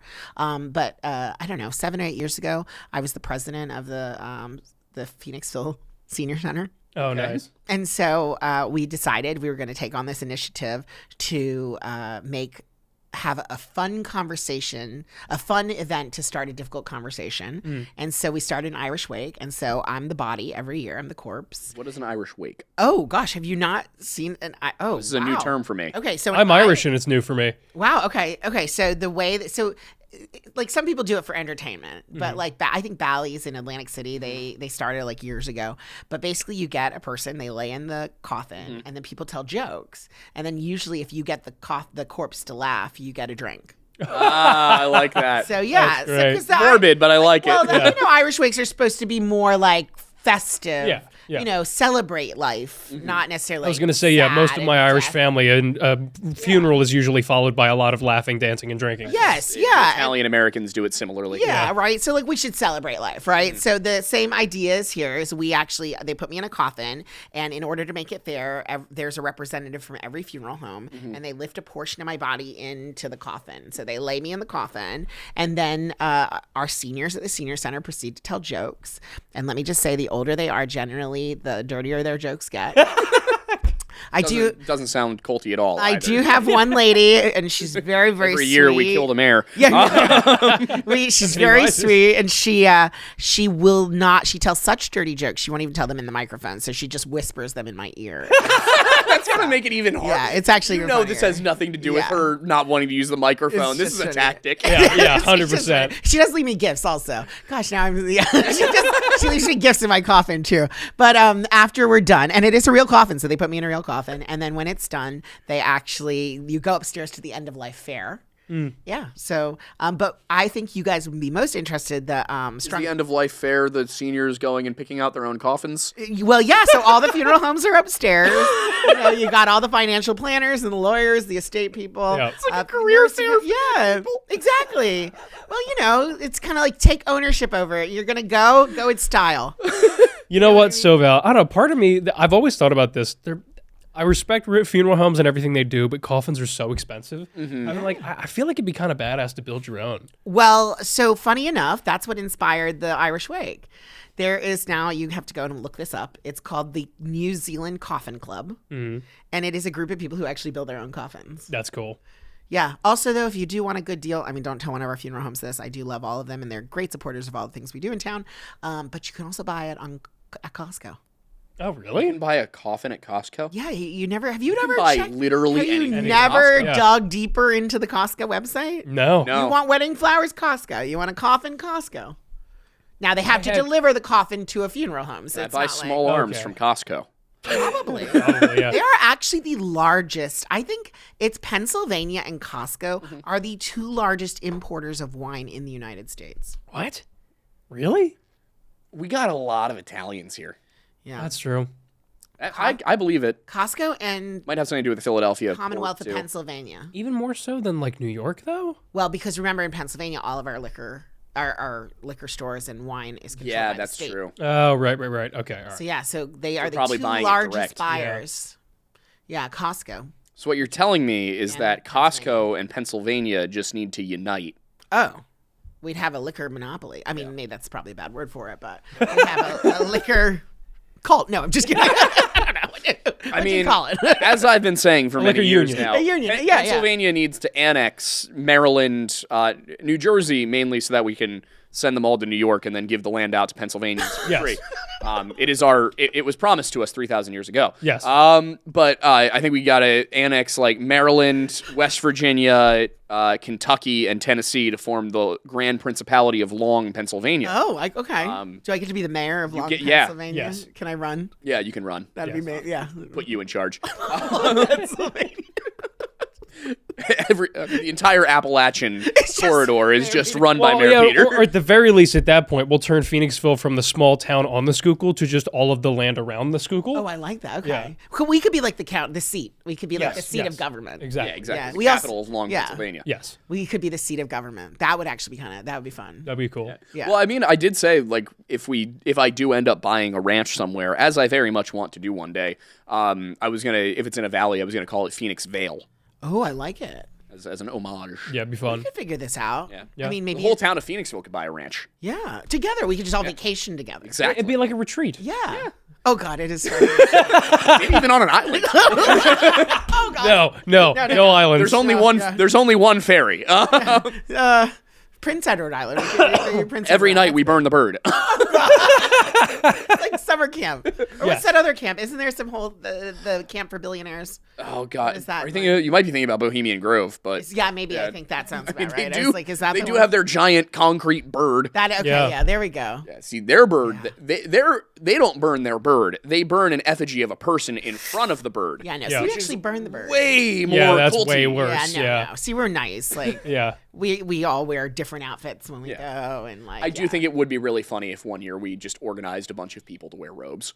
Yeah, that would be fun. Also, it's a public event. it is. Yeah, So it's not like it's not secret. exactly. I mean, we had to stop it being secret after. No, just after it leaked. Yeah. Yeah, after it leaked. Speaking of leaks, as we learned today, Santa's bones are leaking Oh yeah. and have been for 1,700 years now. so Yeah, that's a Santa's video bone I'm writing juice this is weekend. just oozing out. Really? Yeah. Oh, where is he at? Where's his? where's Bari, Italy, I believe. Okay. Yeah. They have St. Nicholas's bones, And they're leaking. apparently they've been leaking for 1,700 years. And no one can figure out why. Yeah. Oh, that I feel like you two would be. I mean, I obviously would go with you, but like I feel like you guys would be amazing in the Vatican archives. Oh, I would have so much fun. in Could you that archive. imagine? Like, I just like human history. You know what? Wouldn't My let me in. I'm a fucking dad's heretic. my dad's I'm still hometown- technically Catholic. They'll let me in. I think you might be worse. my Which dad- is worse, lapsed Catholic or Anglican Catholic? Oh God, Well, we can ask the Pope. we have a couple questions. Hey, Leo. Hey, Leo, go Birds. I got a question We'll for you. bring a Chicago pizza. He's probably having a great time since the Bears are doing good. Yeah. Oh, okay. I was like, I was gonna say, does he have any thoughts on Kevin Patullo? He's going to excommunicate him. Hey, Leo, can you excommunicate several Philadelphian Italian guys? oh my God, our own Pope. Nick Sirianni Villanova. Nick Sirianni gets excommunicated until he fires Kevin Patullo. Basically. Oh God. I don't know. I'm under the impression that, especially after catching up on Hard Knocks, that this last win was this last loss is the loss that needed to happen. Because what was happening in the meetings in the locker room, they were like, we won 4, we lost 2, we won 4, we lost 2, now we just get back to it. And then they got crushed. Yeah. And everybody was pissed. And I feel like this is the one to wake them up and be like, oh, this isn't 2024 anymore. We need to get to work. You know what they got to do? They got to put him in. The Mormon Missile. It's time. It's time. No, you know what they need to do? He's talking about the backup QB. No. They call him the Mormon Missile. You know what they need to do is that they need to start playing offensively like they did last year and let Jalen run, let A.J. Brown do short routes, let Saquon run up somewhere other than the middle, I recognize and maybe throw it to Smitty once in a while. It's not hard. Peter's so confused right now. I recognize some things. I quarterback. Oh yeah, also Goddard. Send it to Goddard like every other I guy. recognize Saquon. I went to college with Saquon. Oh, really? Okay. I Yeah, recognize Saquon. I recognize quarterback. Yep. Yeah, that's about. I was definitely not the sporty kid. So you know what's so funny? Neither was I. I really wasn't much until like 4 years ago. I was living with some really? friends in Manayunk, and I was like, I was never into watching sports. Like I played them growing up, but I Yeah. didn't care about sports. I was like, I don't get it. And then every Sunday, people would come over and we'd watch Red Zone. Oh, what's and- That's football. Red zone is basically you watch every football game that's happening all at the same time. Oh, like And there's a mashup. It used to be commercial free. It's not anymore. yeah, but- there's an announcer called Scott Hansen, and he Yeah. basically just sits behind a desk for 8 hours until the primetime game and just announces every game. Oh my God. And the red zone is anytime you get between the 20-yard line and the end zone. So anytime you're within 20 yards Oh, of score. so Yeah. so they bring up only people who are doing that. exactly, yeah. So it's just you're watching like action if every you- single second. If you get that pass there, you score. Yeah, exactly. Yeah, you just got to get to the goal line. And then so, you're but in. it's a good way for them to kind of partition. It's like, well, we're not going to watch a game if they're just two guys, like two teams in the middle of the field. like boring. We'll see. Yeah, Yeah, like, we'll see yeah, if you like, want all right, they're about to score a touchdown, whatever. Yeah. So it's just Do all Hard that. Knocks, but with Phoenixville High School. That'd be funny. I That'd am. be a good time. It's so funny. So I will watch anything in person. So if Mm-hmm. you're like, Peter, let's go watch, I don't know, competitive ribbon dancing, I'll be like, sure, I'm in, right? Like, I am not personally a sports like aficionado, but my dad was a professional soccer player. Oh, no way. So yeah, did I never wild. told you this? Here in the Yeah. I States didn't know or that. No, so my dad was actually a Swiss professional soccer player. Got it. My dad played for St. Gallen and Servette in Switzerland. Yeah, so do you guys follow soccer? not really. Not really. Was he Football's like the only Swiss, sport I follow. Swiss? Just- Oh yeah, my dad's Swiss. Okay. Swiss. Oh yeah, my dad's Swiss, born in 1927, Swiss. And Tranquillo Barada, who was the captain for the Philadelphia Union for a while in Wait, did yeah in Philadelphia. 27? Yeah, no, my dad was born in 1927. How old is your dad? My dad would be 98 right now. Yeah. Did you not know that? My dad. Yeah, my dad was born in My dad was 56 were you born? when I was born. Oh, wow. I was born in 83. My dad was 56 when I was born. Sheesh. Yeah, so he played. He actually. So fun fact: he actually played the first peace time game against a German team in Austria after World War II. No way. That's Yeah, nuts. so That he- is. You must have heard some of the wildest stories growing up. Oh yeah, you actually. It's so funny. Was he in this- Switzerland during World War Oh II? yeah. Because I mean, he was a kid. Like, Yeah, so actually, it's funny because you guys both kind of remind me of my dad in the sense honored. that, like, take well, first of all, my dad was blonde, so there you go, we blonde. What? A Swiss guy? Yeah, blonde hair, blue eyes. Yeah, he looked just like me. I look just like him. I can really see it. So yeah, you see it, don't Who you? knows? He was, a soccer player, mountain climber, but he was like more so just like an adventurer. So he left Switzerland in the late 40s, early 50s on a boat to go to Africa. How did he leave Switzerland on a boat? He actually the long way he around. very good question. He actually went down to Trieste in Italy, and he took a boat to Africa, and he ended up living in Africa for 9 years. He lived all over Asia. He ended up in Australia, became an Australian citizen, and that's where he met my mom. And then, so he had an Australian Swiss citizenship, and then he met my mom in Australia, and they got married and moved to a rural part of Florida, and had Was me. your mom from Australia? No, my mom was Filipino. Well, I mean, I think I knew that. I meant, like, was she born in Australia Yeah, to a so Filipino here you go. immigrant family, or so was she my from mom the was Philippines? born in the Philippines, leaves the Philippines to actually come and work at Jefferson. No way. She works for Jefferson for Dr. Gibbon, who pioneered the heart and lung machine. And then she leaves Dr. Gibbon to work for Dr. DeBakey in Texas, who pioneered the artificial heart, open heart, all the things you use during an open heart surgery are made by Dr. DeBakey. And then she went to the Netherlands to work on the European transplant team, and then to Australia for experimental brain surgery. And they meet. Jeez. That's nuts. My mom was 40 when I was born, and my dad was 56. My God. I know, and my dad coached soccer till he was 80 years old in my high school team. He still was like out there running, like could play like really, really well. And yeah, That's crazy. I played for 5 years when I was growing up, and my dad sat me down and said, "Some people are born to play soccer, and some people aren't." And I said, "Thank you for noticing." And my dad, though, was the sweetest man in the world. He's like, "Okay, we're gonna find you something that you can do." Like, you Yeah. know. So we tried everything. We tried baseball. We tried basketball. We tried croquet. And He was like, you should be the mayor. we landed on, we landed on theater. You know what? There you go. And what is politics but theater? You know, yeah, but not for beautiful people. No, I'm just kidding. I'm just kidding. No, there are beautiful people in politics too. Yeah, we landed on theater. Yes, and my dad helped me. You guys never heard this story? No. No. Okay, so here's a fun little fact. November November 1st, 2017. My dad turns 90. November 7th, 2017, I win my first election. My mom had unfortunately passed away in 2014.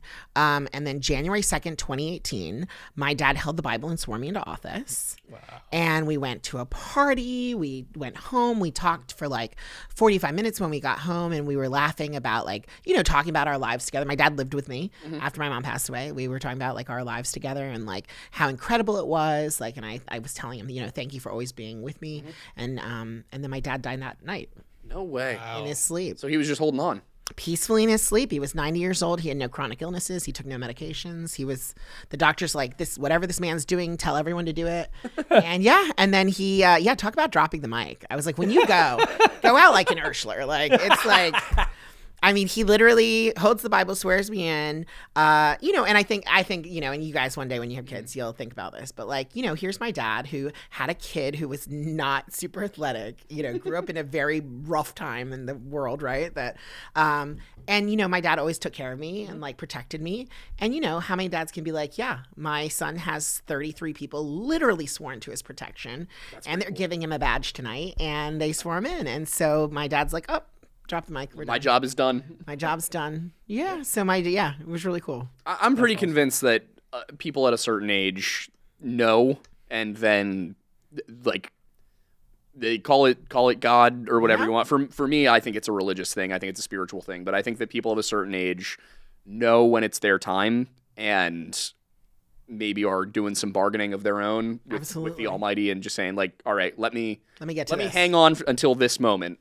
And for me, that was really like my grandmother died not young, but she was in her 70s. But she was battling cancer for years. My grandfather got diagnosed. He died the same year he got diagnosed with cancer, I think. But I remember, you know, he looked like he was getting better for a little bit, and then some tests came back, and it wasn't looking that way. And I remember when he started to really decline, it was, I think, early December of 2021. And I remember saying to my mom, like, you know, she was like, it's probably going to be soon. I was like, I think he'll hold on till Christmas. And she was like, it's very optimistic of you. You know, I'm glad you feel that way, but you should be prepared. And I was like, no, I think he's going to hold on till Christmas. The man died at 7:30 p.m. on Christmas. Oh my gosh, he really did. Almost every single member of our family was there. It was the one time of year almost every single member of our family would have been in one place. And so basically all of us were at my aunt's house a mile down the road from where he was laying in his bed. You know, he wasn't conscious for the last few days, but surrounded by his kids. All of their spouses were over with us, if I remember correctly. I think it was just the kids with him. And so we were all in the same room when we found out he had passed. All there 19 of us cousins and our significant others and so we were all there to be able to comfort each other and be like, okay. Well, and then of course, you know, while everybody's like dealing with that emotion and, you know, you just found out that, you know, your grandfather who you like, my grandparents were phenomenal. I remember being a kid and they would throw a 4th of July parade in their neighborhood. Like I have all of these memories involving my grandparents. They really kept the whole family together. Nobody really moved away until very recently, like the last 5-10 years. And even then, still come back for holidays. The one time we all would have been together, you know, he passes, we're all dealing with that. And I think probably 30 seconds to a minute after my cousin Vinny makes the announcement, my cousin Nick walks into the room. He had been in the bathroom. He didn't hear what happened. Oh, no. So he walks into the room and sees all of the girls crying and all of the guys kind of like trying to comfort sisters and wives and girlfriends. And Nick just goes, I feel like I missed something. And immediately all of us just started cracking up. Oh no. We're like, you were actually exactly where you needed to be for this. You're like you're the timing. Yeah. Timing was well needed. Oh yeah.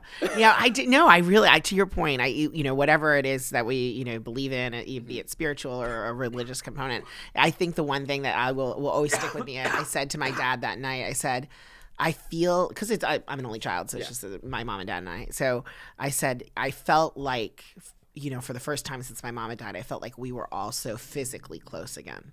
And I was like, so I don't know. And then I'm like, dear Lord, like the next morning I walk in and like my dad's like perfectly in his bed, in his pajamas. Nothing's out of the ordinary. I call it Funeral Home Row. Like, no, I really did. It was, the Klotz Box, amazing. Just Went across the street and knocked on the Knock door. on the door. Hey, can you guys help out? And that was it. And then, and there he was. He was like just warm, happy in his bed. And It's the way to I went go. to bring him breakfast, and he married someone 16 years younger than him. Had a son at 56. Coached soccer till he was 80. Still rode 100 miles a week on his bike. Oh my God. I still have his bike. Like, yeah. I have a feeling that's probably part of it. Yeah, I think that was That's it. probably what kept him alive that and long. What actually reminds me a lot of like you guys with him is like my dad was like the original like couch surfer. So he would meet you, right? Imagine like, so he's traveling around the world on like literally half cargo, half passenger ships. And he'd meet you and he'd be like, hey, Aiden, where's your family from? And you'd be like, oh, they're from Phoenixville. He'd be like, can you write to them and can I go stay with your family? And so my dad literally traveled around the world staying with random people's families. That's awesome. And he just would go and like he hated like touristy things. He loved to go and like live and experience things. And he just like all he really had, like his only belongings were his passport, his camera, and his bike. That's so cool. And that was it. And so after he played soccer, he learned to make Victorian furniture. So he was a shop fitter. He would like carve out like write a book about the guy. Oh, I know. He was like crazy. And then my mom was equally crazy. They were both like wildly adventurous people. World traveler, father, and this doctor mom. Oh yeah, yeah. It's just like genius mom who's like doing experimental surgeries everywhere. She's like the first woman to leave her village in the Philippines. Like, Wow. yeah, like her village got electricity and water 30 years ago. So like, my mom she's like the hero, right, of her. But like she leaves, They burn a figure of your mother every year. she's there. My grandmother actually had the first street light. Yeah, she had the first street light. My uncle was an engineer, a civil engineer, and he actually brought electricity and water to the village. Wow. And so, and he gave my grandmother the first street light. And she actually, until she died at 102, she would turn the street light on and off herself. I know. Very interesting. I love family. that. Our family is very she walked to church. So being a good Catholic, she walked to church the morning she died, and she came home and she said, "I'm gonna go take a nap." She never took a nap before, and that was it. 102 years old, but she turned her street light off when she got up. So I'm getting one last communion in. She's getting it, yeah. And I'm going. I gotta dot some T's, cross some I's.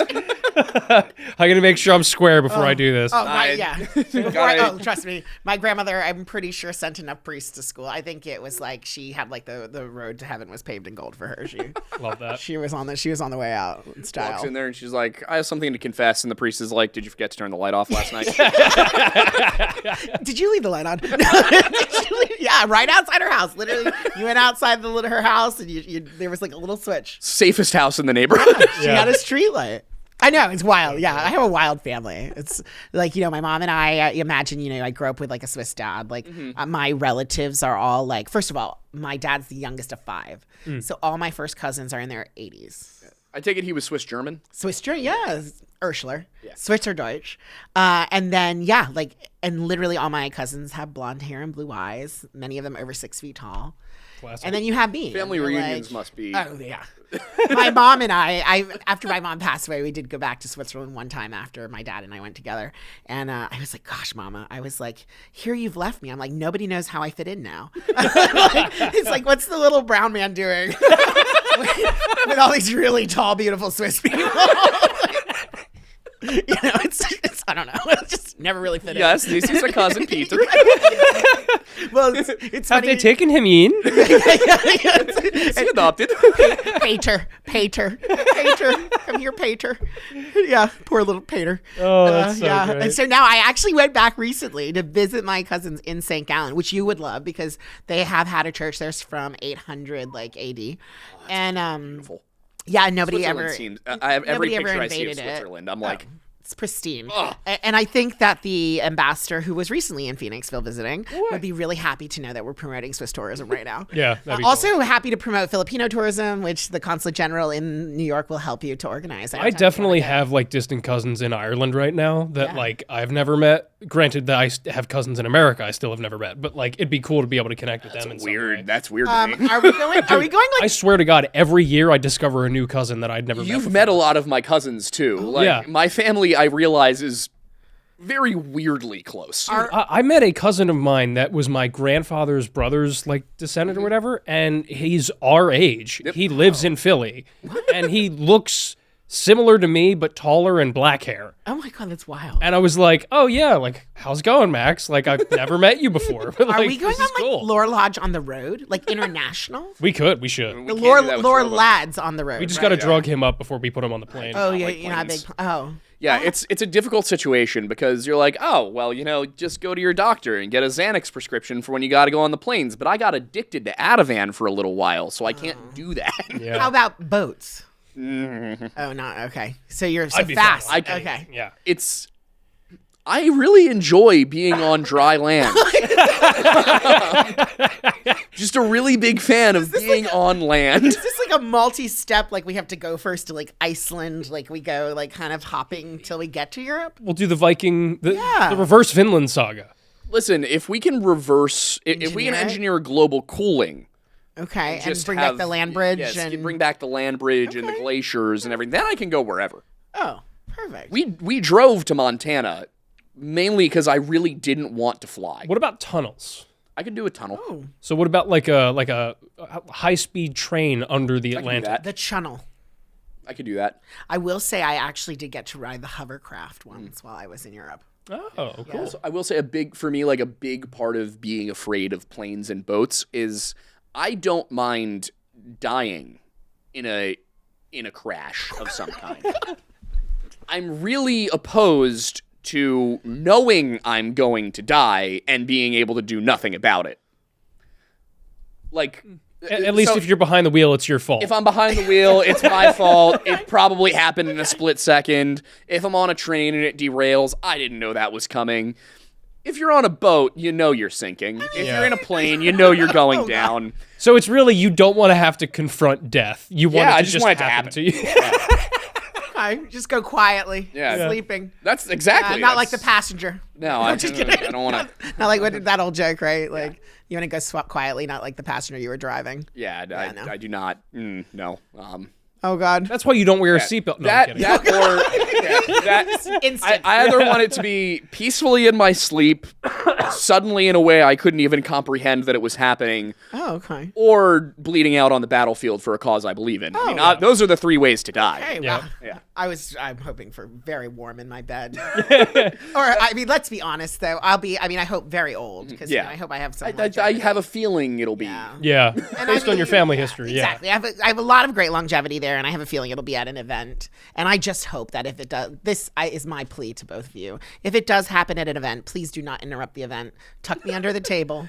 Let the event No. finish. Well, Weekend at Bernie's you. Yeah, that's what I was gonna say. Don't interrupt the event. Let it finish. If it's at a gala, just tuck me under. let the event finish, and then we'll deal with it. There we go. All right, perfect. I'm gonna remember that. Yeah, I Yep, don't want yep. you.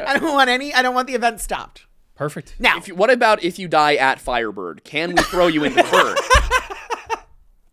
Can we then throw you into the bird? Can you clear that with your priest beforehand, just to make sure it's cool? I will say there are these moments where, because, certainly, having been to my own wake Yeah. 7 or 8 times, having lost, having lost my parents, I have thought about this. Like, what kind of ceremony would I want, and some songs maybe picked out. Yep. I mean, yeah, I guess, if that's good, make it a fundraiser and put me on the pyre and let it go. On the pyre. Let it burn. Like, do we do that? Maybe we put you into a long ship in the Schuylkill and light it Yeah, on just fire like- with an arrow. Like, Yeah. I mean, okay, if we're going to put me into the Firebird and burn me that way, by all means, I want you both to light it with arrows. Like, I Okay, want yeah. arrows, like, Perfect. going at it, right? Oh yeah, we My, can do my uncle is adamant that's how he wants to go out. He's like, put me whatever boat I own at the time, put it in drive,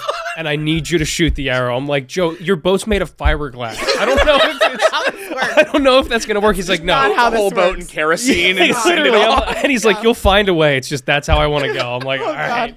And then put on my epitaph, get lit, rise again. Oh, then it would really work.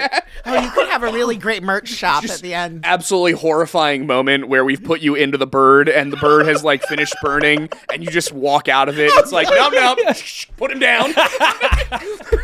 No zombie bear. Yeah. No, but then he's like 2 years old, or like I come back out as a small child. Yeah.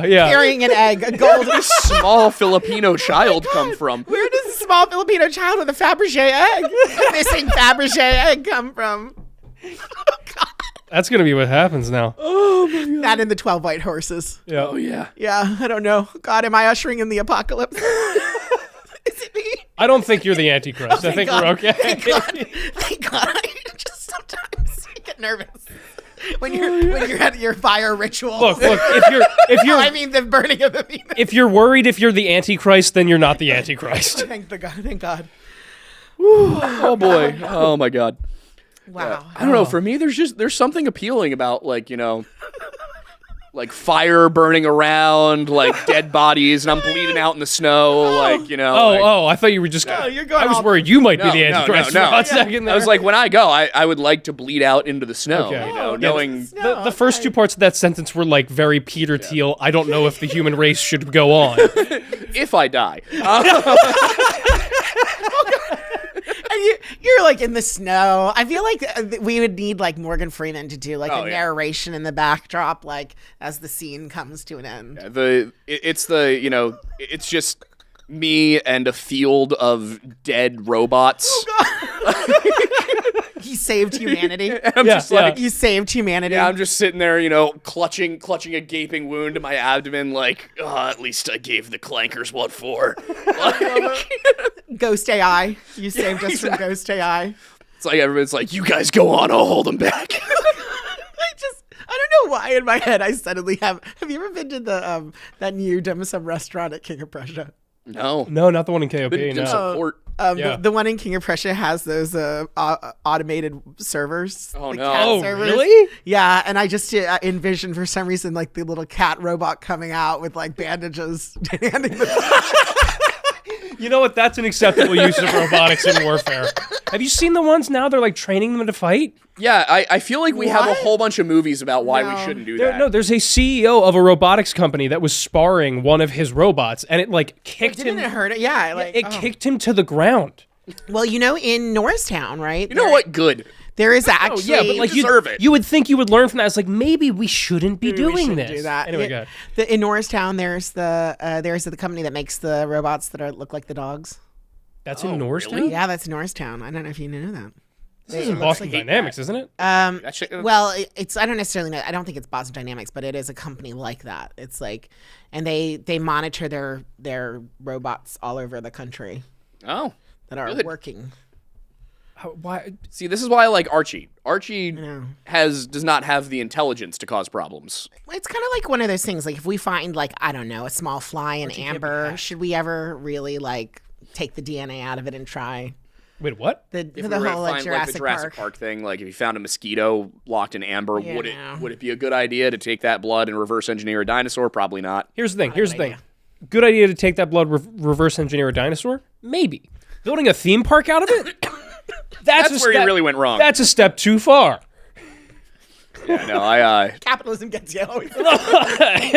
There are certain You tried limits. to monetize it with popcorn. That was that's the problem. To directly quote Goldblum in that, when you slap it on a plastic lunchbox, maybe you should rethink what your science is doing. I still think that one of the most important quotes in film history does come from Jeff Goldblum in that movie. in that scene. When he says, your scientists were so busy figuring out whether or not they could that they didn't stop to think about whether or not they should. And I'm like, every time any article about AI comes out, and it's like, ChatGPT like nuclear engineer he should see what that button does.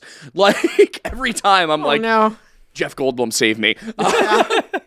no, oh God. I still love your idea that every scientific company, every scientific panel Oh, yeah. needs to have a belligerent ethics student Oh. from like the local university that has veto power on every decision they do. Yeah, and I want this to be the most annoying person possible. Like, I want it to be that they're like, what if we used nanobots to cure cancer? And the philosophy student is like, can you ensure the nanobots won't accelerate the cancer? And the scientists are like, not quite. He's like, nope. Yeah. Veto. Have you considered the overall societal implication of nanobots that could potentially hack someone's blood? And they're like, that couldn't happen. And he was like, are you sure? And they're like, well, are you sure? It's the devil's advocate. Yeah. You know, Yackle might be the Antichrist. Why? Because of how much he can drink? I don't know. I get a vibe. God forbid a white boy catch a vibe. This is how he ends up on the battlefield dead. Look, I thought it was going to be, I don't know. I thought it was going to be the Russians or the Chinese, maybe our own government. Who knows? Now I'm sitting here. I'm like, no, it's going to be the ghost. It's going to be the ghost infected robots from Penhurst. No, it literally will be. Yeah, there's going to be some chainsaw armed like demon robot chasing after me. And it's going to be like, this is how it ends. Yep. No, it all ends on the fire. They can't, the clankers can't get me if I'm in a burning phoenix. There's going to be some like robotic, heart of the machine. Final postcard from Phoenix. Throws it. It's you like engulfed in flames and the phoenix, like the wings of the phoenix engulf around you. I mean, what a cinematic end. Oh, yeah. Or beginning. Oh, yeah. Every ending is a new beginning. Or a beginning. And then when you're gone, it's just Aiden and I. And We're like, still well, talking about it. turns out it wasn't the Antichrist. Looks like Ghost AI really had those great nanobots. Anyway, we need to clean water to drink. I do want to get your live reaction to something really quick. Oh my God, I can't even imagine. I can't imagine. Hey, you have no idea where this is going. I have trust no me. idea. I really have no idea. I don't think any of us have known where this was going, period. No, but I love it. This is my favorite thing about visiting you guys. It's like, Oh, it's you great. just never know. We love having you. Well, that's It's- half of the fun for It's us. the journey. Oh, yeah, wait, restart Okay. that. Yeah.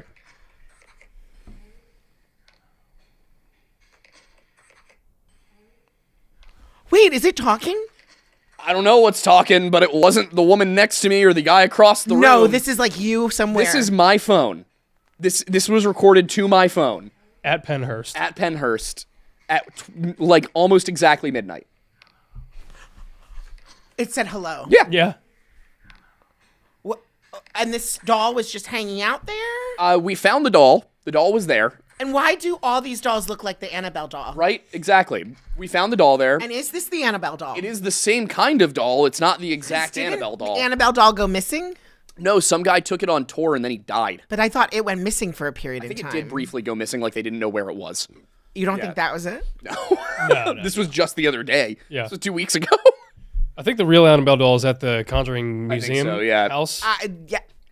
But yeah, that's the thing is like we're just in the attic of the Mayflower building See, that's talking to not a doll. pleasant feeling. No, it was not. My coffin plaque positive feeling. That one, not so much. Yeah. And the thing is we didn't I like that video was an accident. I handed the phone, I hit record, like it must have gotten jostled, like Oh, I would have been out there so fast. Yeah, I handed Teresa the phone and I said, "Here, record," because my GoPro had just died, and so I'm like kneeling down next to the doll trying to talk to it, and I said something, and then she says maybe, and then that says hello. Yeah. None of us heard anything say hello. My GoPro just died. Yep. I was handing my phone off. It's in the darkness Mm-hmm. in the most haunted building at Penhurst. Yeah, I mean, this is, Meanwhile, we were in the basement of the Devon building and we Talking had to a the ghost. mud man. Yeah, we had a ghost that had seasonal depression that wanted us to go outside and get mud. get mud for Yeah. him. Yeah. Like, for him? Yeah. Yeah. So is it a team of paranormal researchers and like media? Like, what is the team? So I was with the medium. He was Together with a- researchers. I'm putting together a team. We did in fact put together a team. We brought a couple of people who were just random fans of the channel to Okay. basically be like a control Yeah. almost. We brought a guy who was really skeptical. Brought a guy who does solo ghost hunting. We brought a girl who considers herself to be a psychic medium and has a ghost hunting channel. Brought out a team of ghost hunters from Ohio, and we all just kind of like went through Penhurst together in small groups, and he split up from me. So it was me and a couple of our buddies who they like own a night vision goggle company. Oh my god. Yeah, so we just made our way around. But that was the thing is like in that video, if you're the doll, I'm here. That's Teresa. The voice is right here. and we're all probably 16 inches closer to one another. You should know that Scooby-Doo scares me. Like, like I still have to watch it. So with, you're like, gonna come do the overnight in the library with Oh, us. no, I will send you coffee. You and Amanda are gonna be hanging out here with like wine. Yeah, we will sit here and wait. I don't even know if I could watch a live feed of it, honestly, because I my feel like God. I'd feel too responsible for you. I could, Yeah, No, it was a lot of fun. I will be far away. It was a lot of fun. There was really only one moment in there where I felt Only one moment there was a doll talking. that was pretty to you. freaky. Like, Not gonna lie. it's a doll talking. To you. That was creepy, but I wasn't alone. There was only one moment where I really was like, and it was actually in the infirmary when I was the only one in the building, and I walked down the hallway a little bit with a infrared camera in my hands. Oh no! And I thought, and it was probably just like it, adjusting the colors to match with everything, and like make sure everything, like all the contrast was right and everything. But I thought I saw like a heat signature peek out from a hallway, and I was like, ooh. Yeah. Yeah, that was a heat signature. That wasn't an adjustment. And That was a voice. Yeah. That was a voice. Yeah. Well, somebody saw an apparition. Yeah, so. the voice. Really? The voice Yeah. for me was Oh. like there were a lot of weird things.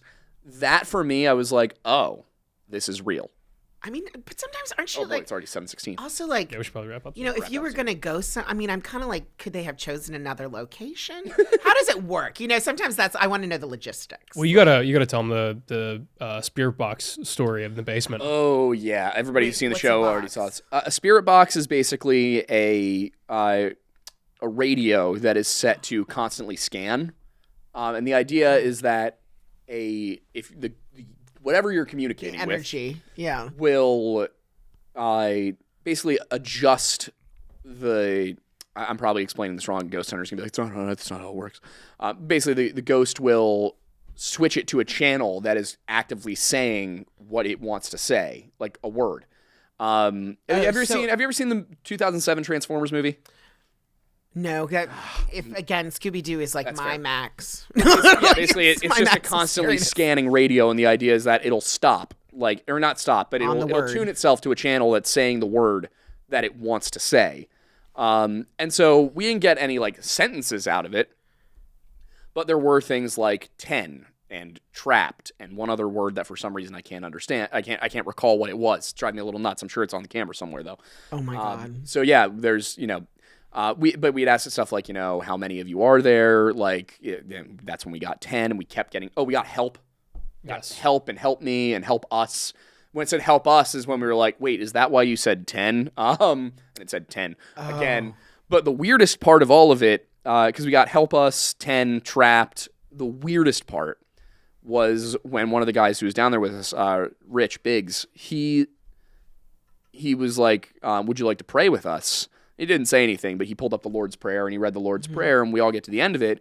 We all get to Amen, and then at the before we even finished saying the word Amen as a group, the radio said Amen, and we were like, ooh, that's really difficult to call it. Like, sure, is it possible that's just a coincidence? Absolutely. Oh, that's too much. Yeah. What are the chances? And now I'm also like, if I were with you, I don't know if I would have run because I would have just been out in the wilderness near Penhurst by myself. I don't know what would have been the better. Well, that was the place where that was the place where a couple people were getting a particularly bad feeling. Yeah. outside. Oh yeah, specifically infirmary. outside of the infirmary. Yeah, it's I don't know. A lot of things happen there. Yeah. It's a creepy place, but that's also part of the reason though, that we want to make sure that, it doesn't get developed into a data center. Preserve it for history. Maybe help all the energy there move Yeah. into more pleasant places. Yeah. Yeah, that's the one thing is I'm like, you Maybe probably a tropical could climate. Be nice. bring a priest in here, bless the place, Yeah. try and help. But then again, I don't think the Penhurst Asylum people would, who make money off of, selling you the ghost tour experience would be super happy about that. But, Oh God. If it gets turned into a state park, then do that. yeah. Yeah, there you go. So I think that it should be a state park. Maybe keep the buildings in their current condition, but maintain that condition. Yeah, keep it like freeze it. that- Like, that's the almost thing like is- Eastern State. That's the thing is like while I do have some ethical dilemmas with how it's currently being used. It's better that it be preserved Then just deteriorate. than just allowed to deteriorate. So I think that it's a net positive that it is used as a haunted attraction, because that makes it that keeps it from being sold. That keeps it from being totally run down and eventually destroyed. And I think it's a good, not just good for going ghost hunting, it's also a good reminder of, why we stopped doing asylums. Absolutely. And that's I personally, I've had conversations about this with one of my cousins who works in psychology and has been doing some stuff with with studying, as I understand it, the asylum and mental hospital system and everything. And she and I were talking about it at a cousin's wedding while I was eating ice cream. And I'm just like, so how do you feel about insane asylums? And she's like, I'm having a really hard time taking you seriously right now. And I'm like, I promise I'm actually being very serious as I'm eating my ice cream cone. I'm just trying to have ice cream here. Yeah. But we were talking about it, how, what were the problems with asylums? Could you bring back some version of that system that doesn't have the abuses? Because is it not better for people who can't live on their own to be in a system like that where they're cared for and given treatment, as opposed to living on the streets of Philadelphia or living in a tent down by the river or something like that? Because I do think that would be probably beneficial if you could do it right, if you could make sure that the abuses that happened at places like Pennhurst didn't come back. But I think if you're going to do that, you have to keep places like Pennhurst around as a reminder of, why did we shut this down? And let's remember not to go back to that. I think that is, in my opinion, probably the most powerful argument for preserving these asylums, these state hospitals, is this is where we were, and this pendulum went too far the other way. And now we have people in situations they literally cannot get out of, and who are living, on the streets, and that's a terrible way to live your life. How do we find the happy medium where we are caring for people and not abusing them? Which I think does involve having a philosophy student in the room at all times. Because when somebody is like, I think the autistic cannot feel pain, they'll be like, he might be able to. Like, maybe you should use anesthesia for that procedure. Oh. You got it. There has to be middle ground. There has to be some kind, no doubt. some kind of middle ground. We do have to bring this one to a close. But Peter, thank you so much. It was so much fun. Pleasure. Thank great. you all. It's always good to be with you and get to talk about all of our fun things, all of our fun adventures and fun adventures to come. Yeah, and thank you looking forward to 'em. over the past. I've lived here since 2020, but everything you've done for the town has been amazing. So I think you are the heart and soul of this place, and I hope that you are in charge for a long time to come. Yeah, and having grown up just outside of town, I know this place was not a fun place to be up until about at most 15 years ago, but primarily once you came into power. It's definitely all of us together. We all build this community together, and we're all part of what makes it an amazing place to be. All right. Well, I guess thank you for watching. I still haven't figured out how to do this since the live show stopped. So yeah. I don't know, buy our merch maybe. We're wearing it. Yeah. Well, I guess we could do kind of a similar outro to what we do on the Lore Lodge. So, I appreciate you guys stopping by and checking out this show. Yeah. But if you haven't caught the most recent episode of the Lore Lodge, go check that out. It came out last Friday. Also, if you want to see him doing gaming content, which he occasionally does on Fridays. Supposed to be doing that in about 7 minutes. Yep. You can check out his channel at the Aiden Mattis. You have Silver Retention, where you talk about movies. I do indeed. The next one that I'm going to be doing is going to be on Heat. I'm actually going to be filming that on the day this comes out. So later this week, if you're watching it the week that this comes out, I will have a video on the movie Heat for its 30th anniversary. I should be having one of the members of Unsub come and do a segment on the video. So that should be fun. Hopefully that works out, at the end of the day. And then we also have History Unhinged. We're going to be filming more of that in February, but we've got one of those coming out every other week. Yeah. Merch, coffee, everything else you probably know at this point. You know where to find it. Yeah. All right. Bye, guys. Nice. All right. Oh my God. I have to run. So much fun as always, guys. Thank you so much.